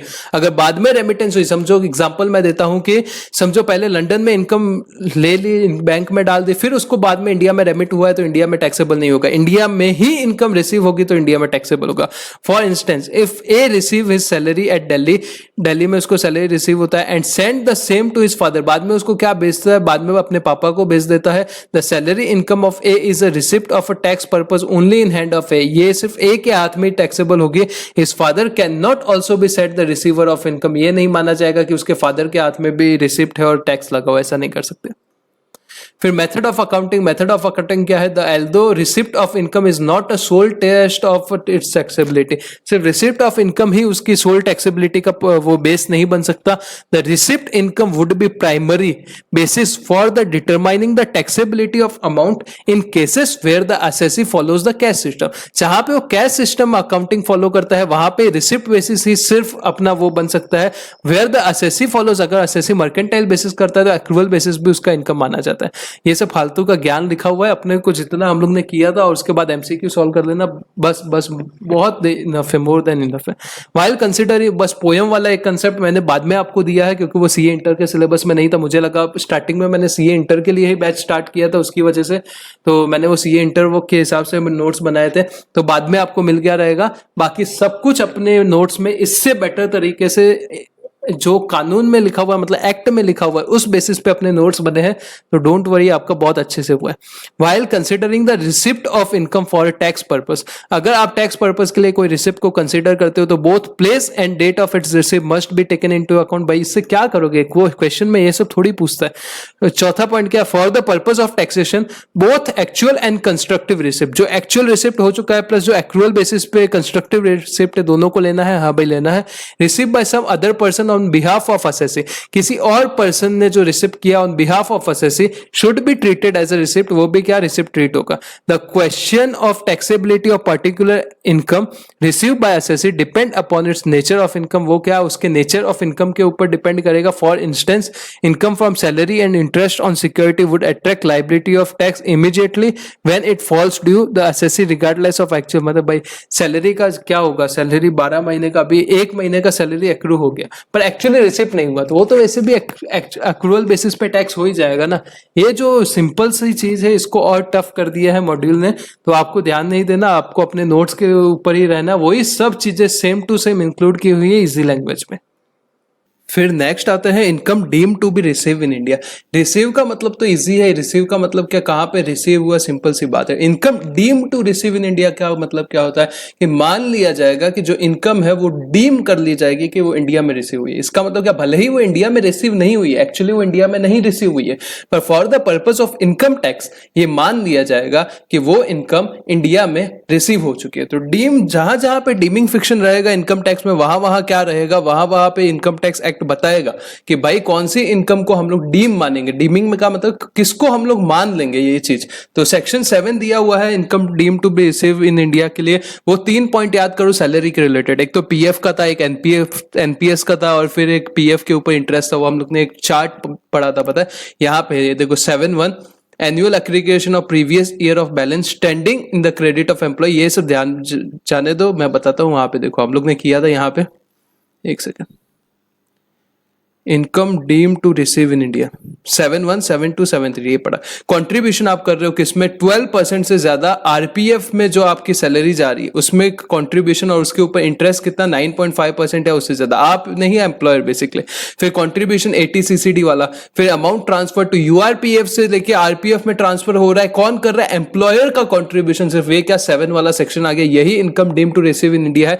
इसके अलावा आपका जो मॉड्यूल है उसमें और कुछ एग्जांपल्स दिए हैं, some of the examples. Example actually नहीं देना चाहिए क्योंकि एग्जैक्टली उन्होंने मेंशन किया हुआ है कि भाई सेक्शन 7 है वही आपका income deem to receive in India है। फिर पता नहीं है, मेरे को नहीं पता, ठीक है पढ़ लेते हैं। All sum deducted by way of tax at source, जो टीडीएस कटता है वो। फिर 60 से लेके 64 हम लोग ने पढ़ा था, 69A, ये सब क्या ये लोग ने आपके सिलेबस में है कि नहीं आगे देखेंगे अपन, बट ये सब इन्होंने एग्जांपल दिए है। बट एक्चुअली सेक्शन 7 क्या बोलता है, 7.1 7.2 7.3 वो यूआरपीएफ से आरपीएफ, एनपीएस और तीसरा पीएफ, और तीनों सैलरी के रिलेटेड है। ये क्या होता है, income deem to receive in India. अभी तक हम लोग ने 1 से लेकर 7 तक पढ़ लिया। Section 1 short title comment, section 2 definition, section 3 previous year, section 4 charging, section 7 section 5 क्या आता है, स्कोप ऑफ टोटल इनकम, उसमें से section 6 residential status, section 7 income deem to receive in India, 8 interim dividend, 9 क्या आएगा, इंटरिम डिविडेंड सिर्फ एक line लिखा हुआ है, बाकी आपके पोर्शन में नहीं है, और 9 क्या है, इनकम डीम टू एक्रू और अराइज इन इंडिया। ठीक है। फिर इनकम एक्रू इन इंडिया का मतलब क्या होता है, इनकम एक्रू मतलब क्या, राइट टू रिसीव उसका एस्टेब्लिश हो जाएगा, तो उसको क्या बोलेंगे, इनकम एक्रूड हो गया। एक्रू कहां होना चाहिए, इंडिया में होना चाहिए, तो इंडिया में टैक्सेबल होगा। The accrual of income is different and distinct from receipt of income. Receipt अलग होता है, accrual अलग होता है, पता है। Sometimes in the context of accrual or arisal, the word earned is used, कि earned हुआ है वो word use हुआ है। A person may be said the above earned is sense that he has contribution to the production by rendering of goods or service, उसने goods or service, ठीक है।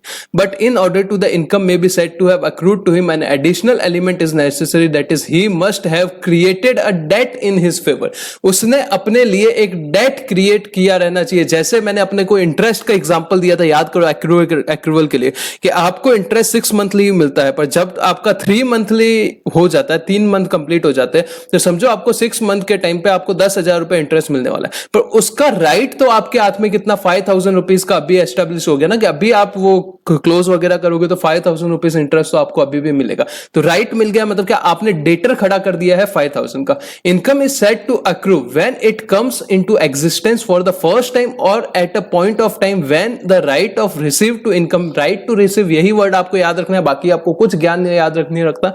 Accrue का मतलब क्या है, आपको रिसीव करने का राइट आपका अवेलेबल है, अभी आप कभी भी चाहो तभी वो आप इनकम का राइट जो है वो एक्सरसाइज कर सकते हो, इनकम रिसीव करने का। ठीक है। फिर income is said to be receive when it is reaches to assessee, जब आपके पास पहुंच जाता है वो रिसीव हो जाता है। When the right to receive it right to receive the income become vested in the assessee, it is called accrue और अराइज। जब आपके ऊपर आपको राइट मिल जाता है तब उसको क्या एक्रू और अराइज बोलेंगे। वही घुमा घुमा के ठीक से लिखी हुई है, आपको बस इतना समझना है। जब आपका राइट एक्सरसाइज करने का पावर आ जाता है, जैसे आपने 1 महीने की जॉब की, आपकी सैलरी है 50,000, अगर आप 15 डेज काम करोगे तो भी आपका राइट हो गया, आप 25,000 ले सकते हो। तो 25,000 क्या है, एक्रू हो गई है आपके लिए इनकम, ठीक है। फिर income deemed to accrue and arise in India, मतलब ये एक्चुअली जो है ये सेक्शन 9 में पहुंच गए। सेक्शन 9 क्या बोलता है, एक्चुअली इनकम एक्रू और अराइज इन इंडिया नहीं हो रही है, पर for the purpose of income tax हम लोग मान लेंगे कि ये जो इनकम है वो एक्रू और अराइज हो रही है। कहां पे, इंडिया में, ठीक है। इसमें 8 क्लॉज पढ़े थे, याद है, 8 सबसेक्शन बोलो या क्लॉज बोलो।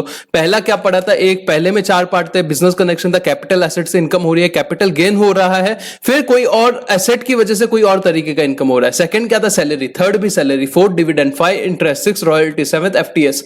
और 8वां पॉइंट क्या था, वो नॉन रेजिडेंट को 50,000 से ज्यादा कोई गिफ्ट वगैरह दे रहे हो। तो इसमें जो एफटीएस और वो 50,000 वाला पॉइंट आपके मॉड्यूल में है नहीं, तो ठीक है, आपको रॉयल्टी तक ही है, तो भाई एडिशनल पढ़ा है हम लोग ने, कोई तकलीफ की बात नहीं है। तो ये सब जो मैंने बोला वही यहां पे लिखा हुआ है। फिर income by way of business connection. Business connection का मतलब क्या होता है, मैंने क्या बोला था, कोई भी आप क्या कर रहे हो, कोई बाहर में, इंडिया के बाहर कोई बंदा बैठा है, जैसे डोनाल्ड ट्रम्प बैठा है, उसने इंडिया में एजेंट रखा है और एजेंट के थ्रू काम करा रहा है। एक एग्जांपल जो कि बेस्ट एग्जांपल है बिजनेस कनेक्शन का, क्या होता है कि वो यहां से काम करा रहा है, उसको क्या बोलेंगे, बिजनेस कनेक्शन। उसके बाद हम लोग ने बहुत सारे उसके प्रोविजन पढ़े थे कि उसके पास अथॉरिटी है टू कंक्लूड कॉन्ट्रैक्ट नहीं कंक्लूड करने की अथॉरिटी है, तो क्या करता है, हैबिचुअली, क्या हैबिचुअली वर्ड तो इंपॉर्टेंट था। फिर वो क्या करता है, वो ऑर्डर सिक्योर करता है, ऑर्डर सिक्योर नहीं करता तो डिस्प्ले करता है, वो वाला पॉइंट देखा था, पता है। ये बिजनेस कनेक्शन, ये सब पढ़ने के लिए, याद करने के लिए नहीं है, एक बार सुन लो, मैं बोल रहा हूं, बस खत्म। इसके बाद आपको याद नहीं रखना, याद जो हम लोग ने किया था वो बहुत अच्छे से रखना है, वो इंपॉर्टेंट है। बिजनेस कनेक्शन इंक्लूड, बहुत सारी चीजें दी है कि ये भी बिजनेस कनेक्शन होगा, ये भी बिजनेस कनेक्शन होगा, ये भी बिजनेस कनेक्शन होगा। मेंटेनेंस ऑफ ब्रांच ऑफिस, आप फॉरेन में हो, आप इंडिया में क्या कर रहे हो, आपने कोई ब्रांच संभाला, बनाया हुआ है, फैक्ट्री बनाया हुआ है, एजेंसी है, रिसीवरशिप है, मैनेजमेंट है, या कोई और एस्टेब्लिश किया हुई है, एस्टेब्लिशमेंट बनाई हुई है, किसके लिए, परचेस और सेल ऑफ गुड्स और फॉर ट्रांजैक्टिंग एनी बिजनेस। आपने परचेस या सेल के लिए या कोई ट्रांजैक्शन ऑफ बिजनेस के लिए बनाया हुआ है, ठीक है। फिर आपने कोई फैक्ट्री बनाया हुआ है, क्यों, रॉ मटेरियल परचेस करते हो इंडिया में और यहाँ पे कोई प्रोसेस करते हो, जिससे आप उसको क्या करते हो, मतलब फर्दर प्रोसेस करते हो, रॉ मटेरियल इंडिया में परचेस करके उसको फर्दर प्रोसेस करके उसको एक्सपोर्ट कर देते हो। थर्ड क्या है, आपने एजेंट रखा हुआ है, एजेंट वाला अपन ने एग्जांपल देखा था। फिर क्या है, formation of a close financial association, आपने क्या किया है, क्लोज फाइनेंशियल एसोसिएशन कोई बनाया है between resident and non resident company, मतलब बाहर जो नॉन रेजिडेंट है और रेजिडेंट कंपनी के बीच कोई क्लोज फाइनेंशियल एसोसिएशन है, विच मे और may not related to one another as a holding और सब्सिडरी। जरूरी नहीं है कि वो एक दूसरे की होल्डिंग सब्सिडरी कंपनी होनी चाहिए। फिर क्या, फॉर्मेशन ऑफ सब्सिडरी, आपने इंडिया में कोई सब्सिडरी कंपनी बना दी। द ग्रांट ऑफ कंटिन्यूइंग, ये वाला जो पॉइंट है ये बहुत इंपॉर्टेंट है। ये जो 6 वाला पॉइंट है, जो ऊपर तो सिर्फ एग्जांपल दिए हुए थे कि आपने सब्सिडरी बना दिया, आपने कोई रिलेशनशिप बना दिया, वो सब। ये जो अभी पॉइंट है ये हम लोग ने बहुत अच्छे से क्लास में किया सर, ऐसा कुछ लिख तो नहीं रहा, वो भाई बहुत अच्छे इंटरेस्टिंग चार्ट फॉर्म में था, तो आपको लगा नहीं रहेगा कि इतना टफ है, इसमें देखोगे तो लगेगा। Business connection shall include any business activity carried out through a person acting on behalf of non resident. हम लोग ने भी तो यही पढ़ा था कि acting on behalf of non resident मतलब क्या था, इसका मतलब ये हो जाता है कि आप कोई एजेंट के साथ काम कर रहे हो, ठीक है। एक सेकंड, थोड़ा नीचे आ जाता हूं। बिजनेस कनेक्शन वाला हम लोग ने एकदम लास्ट में किया था। होम,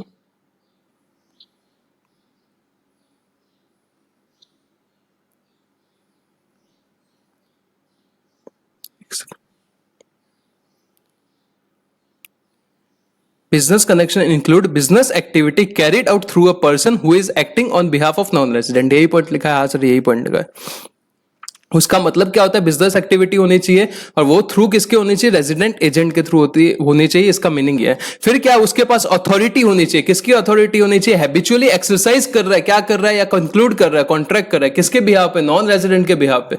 हैबिचुअली अथॉरिटी है क्या, कंक्लूड द कॉन्ट्रैक्ट, और प्रिंसिपल रोल है किसके लिए, कंक्लूडिंग द कॉन्ट्रैक्ट। अभी देखो ये जो हमारे नोट्स है, अगर आपको थोड़ा भी टैक्स में इश्यू है, you can opt for our classes. Marketing ज्यादा नहीं करना, फिर भी थोड़ा बहुत करना पड़ता है, hope so you can understand.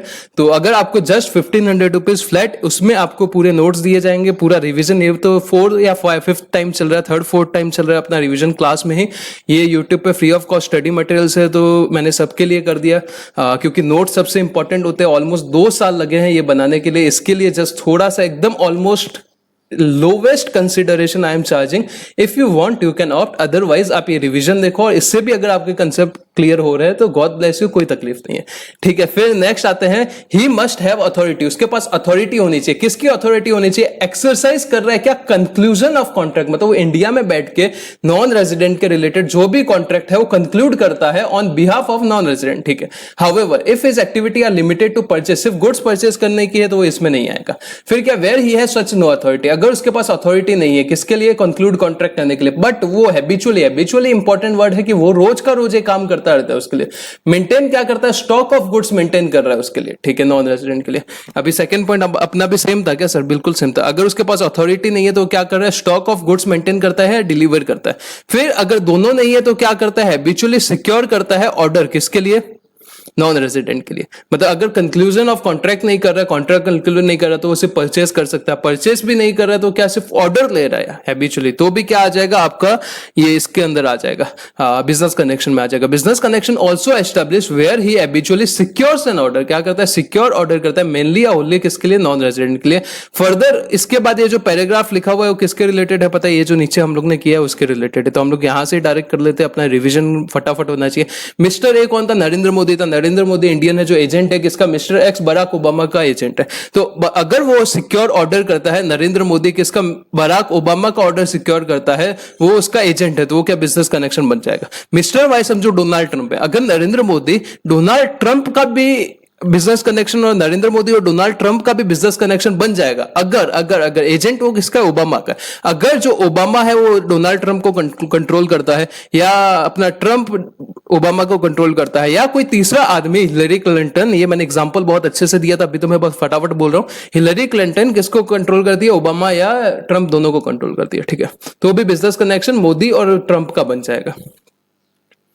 यही लिखा हुआ है इसमें, घुमा घुमा के बहुत बड़ी बड़ी लाइन में, आप बाद में एक बार पढ़ लेना।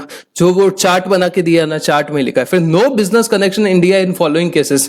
4 केस थे, उसमें बिजनेस कनेक्शन नहीं माना जाएगा। पहला क्या? आप एक्सपोर्ट कर रहे हो इंडिया के बाहर, सिर्फ इंडिया से परचेस करके एक्सपोर्ट कर रहे हो, मतलब कि इंडिया में कोई आप फर्दर प्रोसेसिंग नहीं कर रहे, सिर्फ परचेस करते हो, सीधा सीधा एक्सपोर्ट कर देते हो। फिर कोई नॉन रेजिडेंट है जो न्यूज कलेक्ट करने के लिए आता है। फिर कोई सिनेमाटोग्राफिक फिल्म के लिए आता है, प्रोवाइडेड अगर कंपनी है तो उसके सब शेयर होल्डर नॉन रेजिडेंट होने चाहिए। पार्टनरशिप में तो sub partner non resident plus non citizen होने चाहिए, प्लस अगर कोई इंडिविजुअल है तो नॉन रेजिडेंट वगैरह होना चाहिए। फिर एक और था कि अगर आप डायमंड अनकट और अनसॉर्ट करते हो तो वो आपकी मॉड्यूल में नहीं है, तो आपको करने की जरूरत नहीं।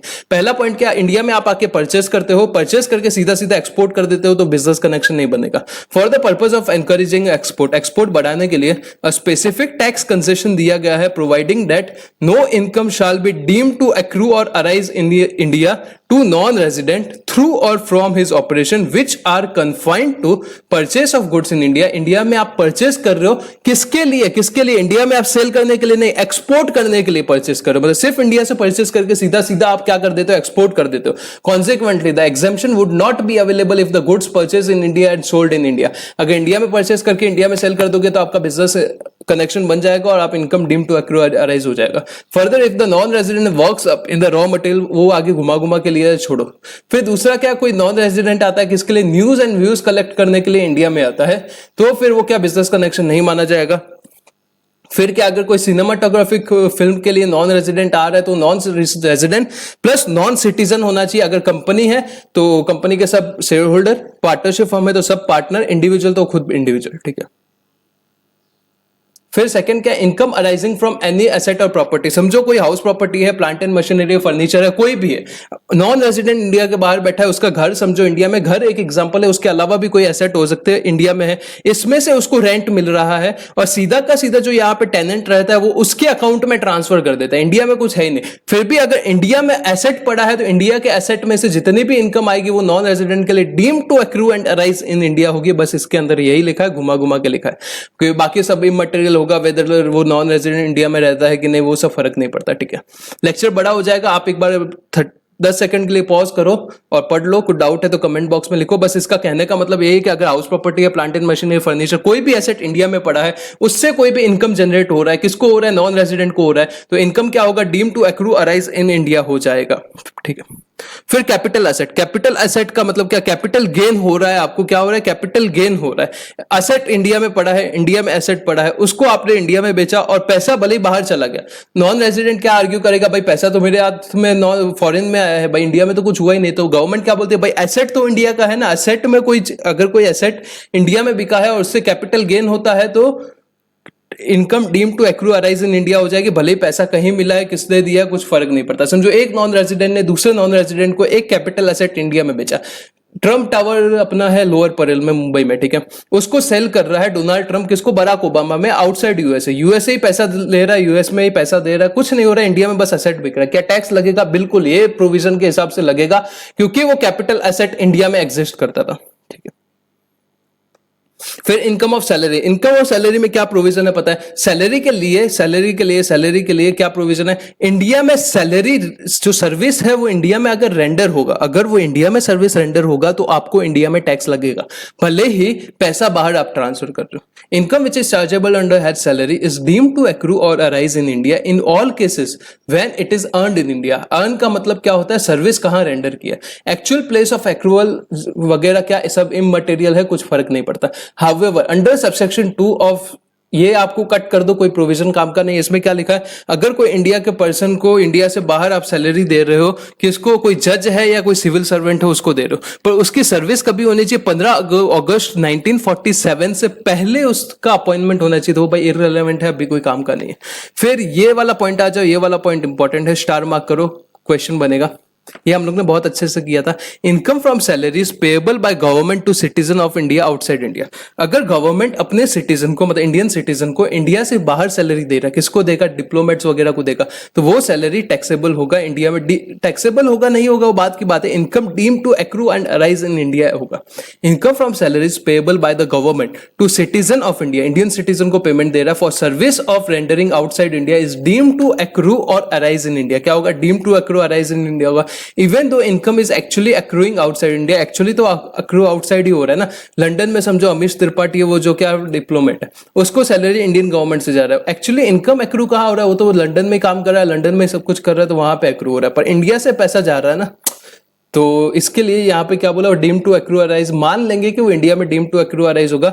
10 अगर ये सैलरी का प्रोविजन नहीं होता तो ये इनके ऊपर टैक्स लगता नहीं था। The provision to deem to accrue और arise in India applies only in respect of their income from salary. सिर्फ सैलरी के इनकम के रिलेटेड होगा। अगर उनको कोई परक्यूजिट्स वगैरह मिल रहे, परक्यूजिट्स का मतलब आपको पता रहेगा, नहीं पता है तो आगे सैलरी के टॉपिक में आपको पता चल जाएगा। अगर कोई अलावेंस या परक्यूजिट मिल रहा है उसके ऊपर टैक्सेबल नहीं होगा, सिर्फ सैलरी वाला पोर्शन है उसके ऊपर ही टैक्सेबल होगा। फिर इंटरेस्ट की बात कर लेते हैं। तो फिर नेक्स्ट इंटरेस्ट की बात करते हैं। इंटरेस्ट का काफी इंटरेस्टिंग प्रोविजन था, याद है वो बहुत बड़ा। यूटिलाइजेशन, इंटरेस्ट, रॉयल्टी, एफटीएस, तीनों का पे कहाँ हुआ है, पेमेंट कहाँ, कुछ लेना देना नहीं है, एक्रू कहाँ हुआ है, यूटिलाइजेशन कहाँ पे हुआ है वो पैसे का, वो इंपॉर्टेंट है। कैसे, मैं आपको बता देता हूँ। ये छोड़ो और यहाँ पे आओ, आपको बहुत काम आने वाली है ये चीज।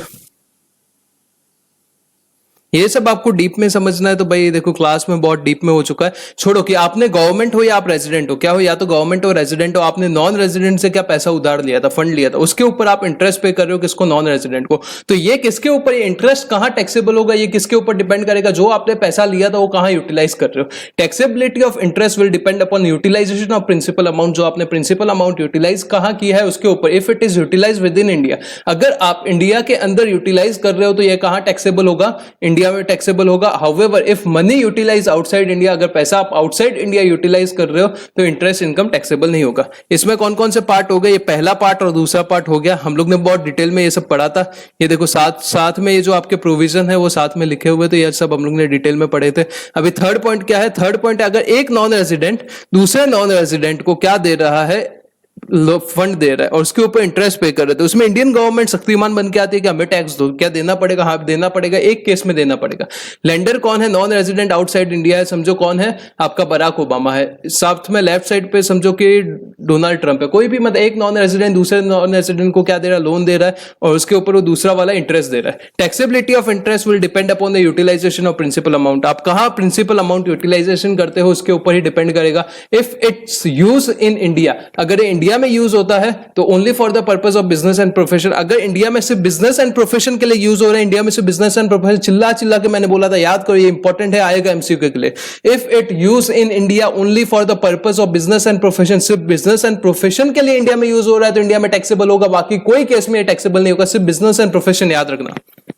बस आपका इंटरेस्ट का प्रोविजन इतना ही है। फिर रॉयल्टी का प्रोविजन, रॉयल्टी में first and second point same है। थर्ड पॉइंट में क्या चेंज है? एक चेंज है, इंटरेस्ट से चेंज है। अगर एक नॉन रेजिडेंट दूसरे नॉन रेजिडेंट को टेक्निकल नो हाउ वगैरह देता है और उसके सामने क्या एक दूसरा नॉन रेजिडेंट उसको रॉयल्टी पे करता है, तो टैक्सेबिलिटी ऑफ रॉयल्टी, जो टैक्सेबिलिटी ऑफ रॉयल्टी होगी will depend upon utilisation of principal amount. Same है। अगर ये इंडिया में यूज करता है, अगर ये इंडिया में यूज करता है for the purpose of business and profession और एनी अदर सोर्स, ऊपर क्या था? सिर्फ बिजनेस एंड प्रोफेशन था इंटरेस्ट के केस में, और इसके केस में रॉयल्टी के केस में दोनों बिजनेस एंड प्रोफेशन और एनी अदर सोर्स, कोई भी सोर्स के लिए इंडिया में अगर वो पैसा यूटिलाइज किया है या वो नो हाउ यूटिलाइज किया है तो रॉयल्टी पे इंडिया में टैक्स देना पड़ेगा। क्लियर है? ये आपको अच्छे से करना पड़ेगा, इंपॉर्टेंट है। इसके साथ एफटीएस आता है, एफटीएस और रॉयल्टी के प्रोविजन सेम टू सेम है, कोई चेंज नहीं है। होप सो ये रिवीजन लेक्चर आपको हेल्पफुल हो रहा है तो भाई लाइक सब्सक्राइब शेयर वगैरह जो भी है कर दो। डिविडेंड की बात करते हैं। डिविडेंड में ये सब ज्ञान मत पढ़ो, आपको इतना समझना है कि अगर इंडियन कंपनी से जो डिविडेंड मिलता है वो एग्जाम्प्ट होता है अंडर सेक्शन 1034। फिर अगर इंडियन कंपनी से मिल रहा है 10 लाख रुपए से ज्यादा मिल रहा है टू स्पेसिफाइड एसएससी, तो क्या होगा? 10 लाख से ज्यादा जितना भी रहेगा उसके ऊपर 115 बीबीडीए में टैक्स लग जाएगा एट द रेट 10%। पर 115 BBDA non resident non foreign company वगैरह पे एप्लीकेबल नहीं होता। बस डिविडेंड के लिए इतना ही काम की चीज है। फिर यहाँ पे एक टेबल दिया है, बहुत सारे तरीके की अलग अलग इनकम लिखी हुई है। आर एंड ओ आर के लिए कौन सी टैक्सेबल होगी, आर एन ओ आर के लिए कौन सी टैक्सेबल होगी, नॉन रेजिडेंट के लिए कौन सी टैक्सेबल होगी, वो दिया हुआ है लिस्ट, एक बार पढ़ लेना।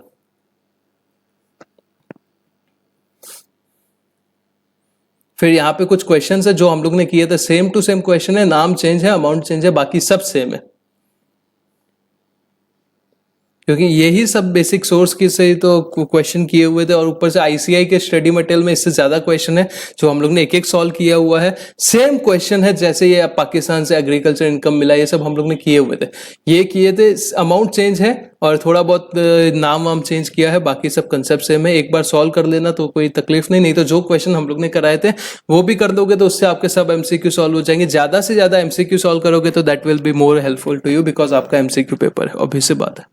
फिर computation of total income tax liability कैसे होगा, नीचे एक डब्बा दिया है, उससे अपने को समझ जाएगा। ये जो पॉइंट्स लिखे हैं उसके नीचे एक डब्बा दिया है, ये पढ़ा। पर्टिकुलर्स ऑफ इनकम, पहले सबसे पहले कि अपने को रेजिडेंशियल स्टेटस निकाल के देखना पड़ेगा, रेजिडेंट है कि नहीं है। फिर इनकम फ्रॉम सैलरी ले लो, हाउस प्रॉपर्टी ले लो, पीजीबीपी ले लो, कैपिटल गेन ले लो या अदर सोर्सेस ले लो। पांचों हेड का इनकम ले लिया, उसमें क्लबिंग सेट ऑफ का एडजस्टमेंट कर लिया, जीटीआई आ गया, उसमें से डिडक्शन डाल दिया, टोटल इनकम आ गया। टोटल इनकम पे अभी अपने को क्या करना है, टैक्स रेट लगाना है। तो टैक्स रेट कैसे आएगा वो इंपॉर्टेंट है। टैक्स रेट याद है, मेरे साथ देखने की जरूरत नहीं है, आप आंखें बंद करो और याद करो, मैंने आपको कुछ पढ़ाया था। टैक्स रेट इंडिविजुअल के लिए, इंडिविजुअल कौन, इंडिविजुअल, रेजिडेंट हो नॉन रेजिडेंट हो फर्क नहीं पड़ता। एचयूएफ, एओपी, बीओआई और एजेपी के लिए, अगर आप रेजिडेंट हो, आपकी एज 60 साल से कम है, ठीक है, और बाकी ये सब केस, तो इसके लिए अपने को क्या देखना है, अगर 2.5 लाख तक है तो कोई टैक्स नहीं लगेगा, 2.5 लाख से 5 लाख है तो कितना 5%, कितना आता है वो मैंने बताया था 12,500। फिर 5 लाख से 10 लाख 20%, 1 लाख 12,500 और 10 लाख के ऊपर 30%। फिर अगर कोई सीनियर सिटीजन है, मतलब वो एक तो रेजिडेंट होना चाहिए प्लस उसका एज 60 से 80 के बीच होना चाहिए, तो फिर उसके लिए क्या लगेगा, याद करो 3 लाख तक कोई टैक्स नहीं, 3 से 5 लाख कितना 5%, 5 से 10 बाकी सब same. Non resident plus age 80 plus तो क्या सुपर सीनियर सिटीजन हो जाता है, 5 लाख तक कोई टैक्स नहीं, 5 लाख से 10 लाख 20%, 10 लाख के ऊपर 30%, सिंपल सी चीज है। अगर कोई आदमी 1 अप्रैल को ही 60 साल या 80 साल का हुआ है, तो मतलब 31 मार्च खत्म हुआ, साल खत्म हो गया, तब तक वो 59 का था, 1 अप्रैल को कितना हो गया, 60 इयर्स का हो गया, तो उसको यही मानेंगे कि 31 मार्च को वो 60 साल का हो गया था और उसको वो बेनिफिट मिल जाएगा, super senior citizen, senior citizen जो भी एप्लीकेबल है। ये अपना हो गया। ये सब आपको आंखें बंद करके मुंह पे आना चाहिए भाई, बहुत अच्छे से, बहुत ज्यादा अच्छे से पढ़ाया है। फिर फर्म के लिए टैक्स रेट कितना है? 30% है। एजेपी के लिए, लोकल अथॉरिटी के लिए कितना है? 30% है। गुड टू नो क्या लिखा हुआ है यहाँ पे? एएमटी के बारे में लिखा हुआ है। एएमटी हम लोग पढ़ने वाले। वन कंपनी का टैक्स रेट आंखें बंद करके याद करो। कंपनी का टैक्स रेट आंखें बंद करो और मेरे साथ याद करो। एक कंपनी था डोमेस्टिक कंपनी, एक कंपनी था फॉरेन कंपनी। फॉरेन कंपनी के लिए टैक्स रेट था 40%, डोमेस्टिक कंपनी के लिए 2 टैक्स रेट थे, अदरवाइज 30%। अगर कोई कंपनी परसों मतलब अभी क्या चल रहा है? प्रीवियस ईयर 19-20 चल रहा है, प्रीवियस ईयर 17-18 में अगर उसका टर्नओवर 400 करोड़ तक है, 400 करोड़ तक है, तो उसके लिए टैक्स रेट कितना था? याद करो जरा, दिमाग पे जोर डालो। उसके लिए टैक्स रेट था 25%। ये जो 115 बीए बीएबी वगैरह है, इसको अपना करना बाकी है। ये लास्ट लेक्चर में हम लोग देखने वाले। अमेंडमेंट है। कोऑपरेटिव सोसाइटी के केस में टैक्स रेट क्या होता है? अगर आपकी कोऑपरेटिव सोसाइटी का इनकम 10,000 रुपए तक है तो 10%। अगर कंपनी कोऑपरेटिव सोसाइटी 10,000 से 20,000 तक है तो 20%। और अगर 20,000 से ऊपर है तो 30%। सिंपल सी बात है। अगर कोऑपरेटिव सोसाइटी का इनकम, टैक्सेबल इनकम 10,000 रुपीज है तो 10% ऑफ इनकम टैक्स लगेगा। 10,000 से 20,000 है तो 20%, 20,000 प्लस है तो 30%। सिंपल है। फिर सरचार्ज की बात कर लेते हैं। सरचार्ज कंपनी पे लग रहा था, पार्टनरशिप फर्म पे सबसे इजी था। अगर आप करोड़पति बन गए तो 12% सरचार्ज। फिर कंपनी के लिए डोमेस्टिक कंपनी अलग था, फॉरेन कंपनी अलग था। याद है? हाँ सर याद है। डोमेस्टिक अलग था, फॉरेन कंपनी अलग था। डोमेस्टिक कंपनी के लिए कितना सरचार्ज था? 7% था, 12% था। अगर 1 करोड़ से 10 करोड़ है तो 7%, 10 करोड़ क्रॉस हो गया तो 12%। फॉरेन कंपनी के लिए कितना था? 1 करोड़ से 10 करोड़ 2%, और 10 करोड़ क्रॉस हो गया तो 5%। ठीक है सर। फिर हम लोग ने देखा था इंडिविजुअल का सरचार्ज कितना था? 4 तरीके में डिवाइड हो गया था। पहला था 10%, 15%, 25% से 37%। ये अमेंडमेंट है। अगर इनकम आपका 50 लाख से 1 करोड़ था, पहले भी था ये वाला, तो 10%। फिर 1 करोड़ से 2 करोड़ है तो 15%। फिर 2 करोड़ से 5 करोड़ है तो 25%, और 5 करोड़ से ऊपर है इनकम आपका तो 37%। पर ये जो नेक्स्ट, ये जो लास्ट दो दिख रहा है, इसमें आपको ये ध्यान रखना है कि अगर आपका इनकम STCG 111A या LTCG 112A का है तो उसके केस में हाईएस्ट सरचार्ज कितना लगेगा? 15% लगेगा। इसके ऊपर हम लोग ने एग्जांपल्स क्वेश्चंस वगैरह किए थे। ठीक है। ये अभी मैं एकदम जस्ट फास्ट रिवीजन करा रहा हूं तो मैं शायद बार बार रिवाइज नहीं करा सकता, पर मेरी क्लासेस के स्टूडेंट को मैंने अश्योर किया था कि आपको याद हो जाए। मुझे नहीं पता, अभी देखो सबको मेहनत तो करना पड़ेगा, पर मैंने इस चीज का 4-4, 5-5 बार मल्टीपल रिवीजन कराया है। और ये सब याद करने का एक ही तरीका है भाई, जितनी ज्यादा बार पढ़ोगे, क्योंकि ये भाई कोई इसमें लॉजिक वगैरह नहीं है। इतना इनकम होगा तो इतना % टैक्स होगा, इतना इनकम होगा तो इतना % टैक्स होगा, इतना इनकम होगा तो इतना सरचार्ज होगा। तो इसके लिए आपको जितना ज्यादा टाइम डिवोट करोगे इसके ऊपर, उतना बेटर रहेगा। फिर पार्टनरशिप फॉर्म वगैरह के लिए 12%, डोमेस्टिक कंपनी और फॉरेन कंपनी का अपन ने देख लिया। मार्जिनल रिलीफ के लिए एक कंसेप्ट, एक बस फॉर्मूला याद रखो, increase in tax minus increase in total income, marginal relief आ जाएगा। हम लोग ने बहुत सारे क्वेश्चन मार्जिनल रिलीफ पे किए थे, 4-5 क्वेश्चन किए थे। इसमें वो पूरा बताने जाऊंगा तो 20 मिनट का टाइम लगेगा, तो इतना बड़ा रिविजन लेक्चर नहीं करना। वो फॉर्मूला बस आप लोग याद रखो, increase in tax minus increase in total income कैसे निकालना है, हम लोग ने 4-5 क्वेश्चन किए उस पर। फिर सेस क्या 4% सेस एप्लीकेबल होता है। रिबेट अंडर 87 है, इंपॉर्टेंट है, स्टार मार्क करो। अगर आप इंडिविजुअल हो प्लस रेजिडेंट हो, HUF नहीं है यहाँ पे भाई, इंडिविजुअल है, सिर्फ इंडिविजुअल, सिर्फ इंडिविजुअल, सिर्फ इंडिविजुअल, और सिर्फ resident resident resident, non resident वगैरह नहीं है, HUF वगैरह नहीं है। सिर्फ आप इंडिविजुअल होने चाहिए प्लस सिर्फ आप रेजिडेंट होने चाहिए, और आपकी इनकम 5 लाख रुपए तक होनी चाहिए। कितनी? 5 लाख रुपए तक। तो 5 लाख पे टैक्स कितना आता है? 12,500 आता है। तो 12,500 या जितना आपका टैक्स है, विच एवर इज लोअर, आपको क्या मिल जाएगा? रिबेट अंडर सेक्शन 87 है, मिल जाएगा। हो गया। अभी 2 केस लॉ है, केस लॉ भी अपन कर लेते हैं। पहला केस लॉ कौन सा है? M वेंकटेश्वर राव। इस केस लॉ में क्या हुआ? बेसिकली केस लॉ क्या होते हैं? हाई कोर्ट या सुप्रीम कोर्ट के जजमेंट होते हैं। ये क्या तमिलनाडु नहीं, तेलंगाना या आंध्र प्रदेश, जो पहले तेलंगाना आंध्र प्रदेश एक साथ था, उसके हाई कोर्ट का बेसिकली केस लॉ है। समझो कोई पार्टनरशिप फर्म है, हम लोग ने एक कंसेप्ट किया था, पता है, कैश क्रेडिट। अगर आपके बुक्स ऑफ अकाउंट्स में कुछ क्रेडिट हो गया और आपको उसका एक्सप्लेनेशन नहीं पता, एक्सप्लेनेशन है पर वो सेटिस्फैक्टरी नहीं है, तो उसको क्या आपके इनकम मान लिया जाएगा? याद है ऐसा केस था। तो एक पार्टनरशिप फर्म है, उसमें पार्टनर्स जो है उन्होंने अपना कैपिटल कंट्रीब्यूशन किया। क्या किया है? कैपिटल कंट्रीब्यूशन किया है। अभी असेसिंग ऑफिसर पार्टनरशिप फर्म को क्या बोला? ये जो आपका कैपिटल कंट्रीब्यूशन है, ये आपका कैश क्रेडिट है। क्यों कैश क्रेडिट है? कि यहां पे तो कैपिटल कंट्रीब्यूशन आया है, ठीक है, पर वो पार्टनर जो है वो ये पैसा कहां से लेके आए, उसका उनके पास सेटिस्फैक्टरी सोर्स नहीं है। तो क्या इसको कैश क्रेडिट माना जाएगा? क्या? बिल्कुल नहीं माना जाएगा, क्योंकि पार्टनरशिप फर्म जो है उसके हाथ में तो सिंपल सीधी चीज पता है ना कि पार्टनर है, वो कंट्रीब्यूशन लेके आए। अगर पार्टनर के हाथ में कैश क्रेडिट करना है, करो, अलग बात है, पर पार्टनरशिप पार्टनरशिप फर्म के हाथ में कैश क्रेडिट नहीं होगा, सीधी बात है। तो the high court held that, high court ने क्या हेल्ड किया, view taken by assessing officer that partnership firm has to explain the source of income. By assessing officer क्या बोलता है, तुम पार्टनरशिप फर्म हो, तुम एक्सप्लेन करो इसका सोर्स कहां से आया है of the partners, as regard the amount contributed by them toward a capital of firm, in absence of which the same would be treated as a income of firm was not tenable. ये सही नहीं है, ये गलत है भाई, ये तुम कैश क्रेडिट नहीं कर सकते। दूसरा क्या है, CIT versus Gujarat, CIT of Gujarat versus Saurashtra cement.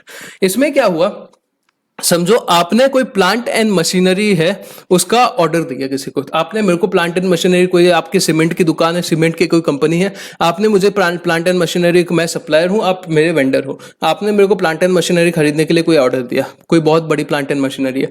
अभी उसमें से क्या हुआ, मैंने बोला था कि मैं 1 महीने के अंदर अंदर आपको प्लांट एंड मशीनरी दे दूंगा, पर मैंने कितना 4 महीने बाद दिया, और आप हर month 0.5% of plant and machinery का वैल्यू है, मेरे से डैमेज के चार्ज ले रहे हो, इतना लेट किया उसके लिए चार्ज ले रहे हो। तो ये जो चार्ज वाला अमाउंट है, ये कैपिटल रिसिप्ट है कि रेवेन्यू रिसिप्ट है? असेसिंग ऑफिसर बोलता है रेवेन्यू रिसिप्ट है, पर एसएससी बोलता है कैपिटल रिसिप्ट है। ऐसा लड़ाई हो गया दोनों का, ठीक है। तो ये केस में क्या माना गया कि वो कैपिटल रिसिप्ट है, क्योंकि वो कैपिटल एसेट जो है उसके लिए ये लड़ाई चल रही थी। वो एसेट कोई बार बार थोड़ी, वो क्या इनकम बार बार जनरेट थोड़ी होगा, वो तो एसेट लेट आपने प्रोवाइड किया, उसकी वजह से आपके ऊपर वो लिक्विडेशन चार्ज लगे और वो आपका इनकम हुआ, तो वो कैपिटल रिसिप्ट नहीं है, वो रेवेन्यू रिसिप्ट है। तो बस 2 ही केस लॉ दिए हैं, और इसी के साथ आपका basic concepts of income tax खत्म हो गया। होप सो आपको ये लेक्चर हेल्पफुल रहा रहेगा। इफ हेल्पफुल लगा तो लाइक, थैंक्स, सब्सक्राइब जो करना है करो भाई, कर दोगे तो अच्छा लगेगा, नहीं करोगे तो भी कोई बात नहीं, हम तो अपना काम करते रहेंगे। और अगर किसी भी आपके फ्रेंड वगैरह को क्लास चाहिए, देखो हमारे पास एडवर्टीजमेंट वगैरह के लिए कोई फंड नहीं है, सिंगल पर्सन हूँ, सिंगल मेहनत कर रहा हूँ। हमारे जितने भी स्टूडेंट्स हैं अप्रोक्स अच्छे खासे हो गए, मतलब फर्स्ट बैच में जितना एक्सपेक्ट किया था उससे 5 to 10 टाइम्स ज्यादा है।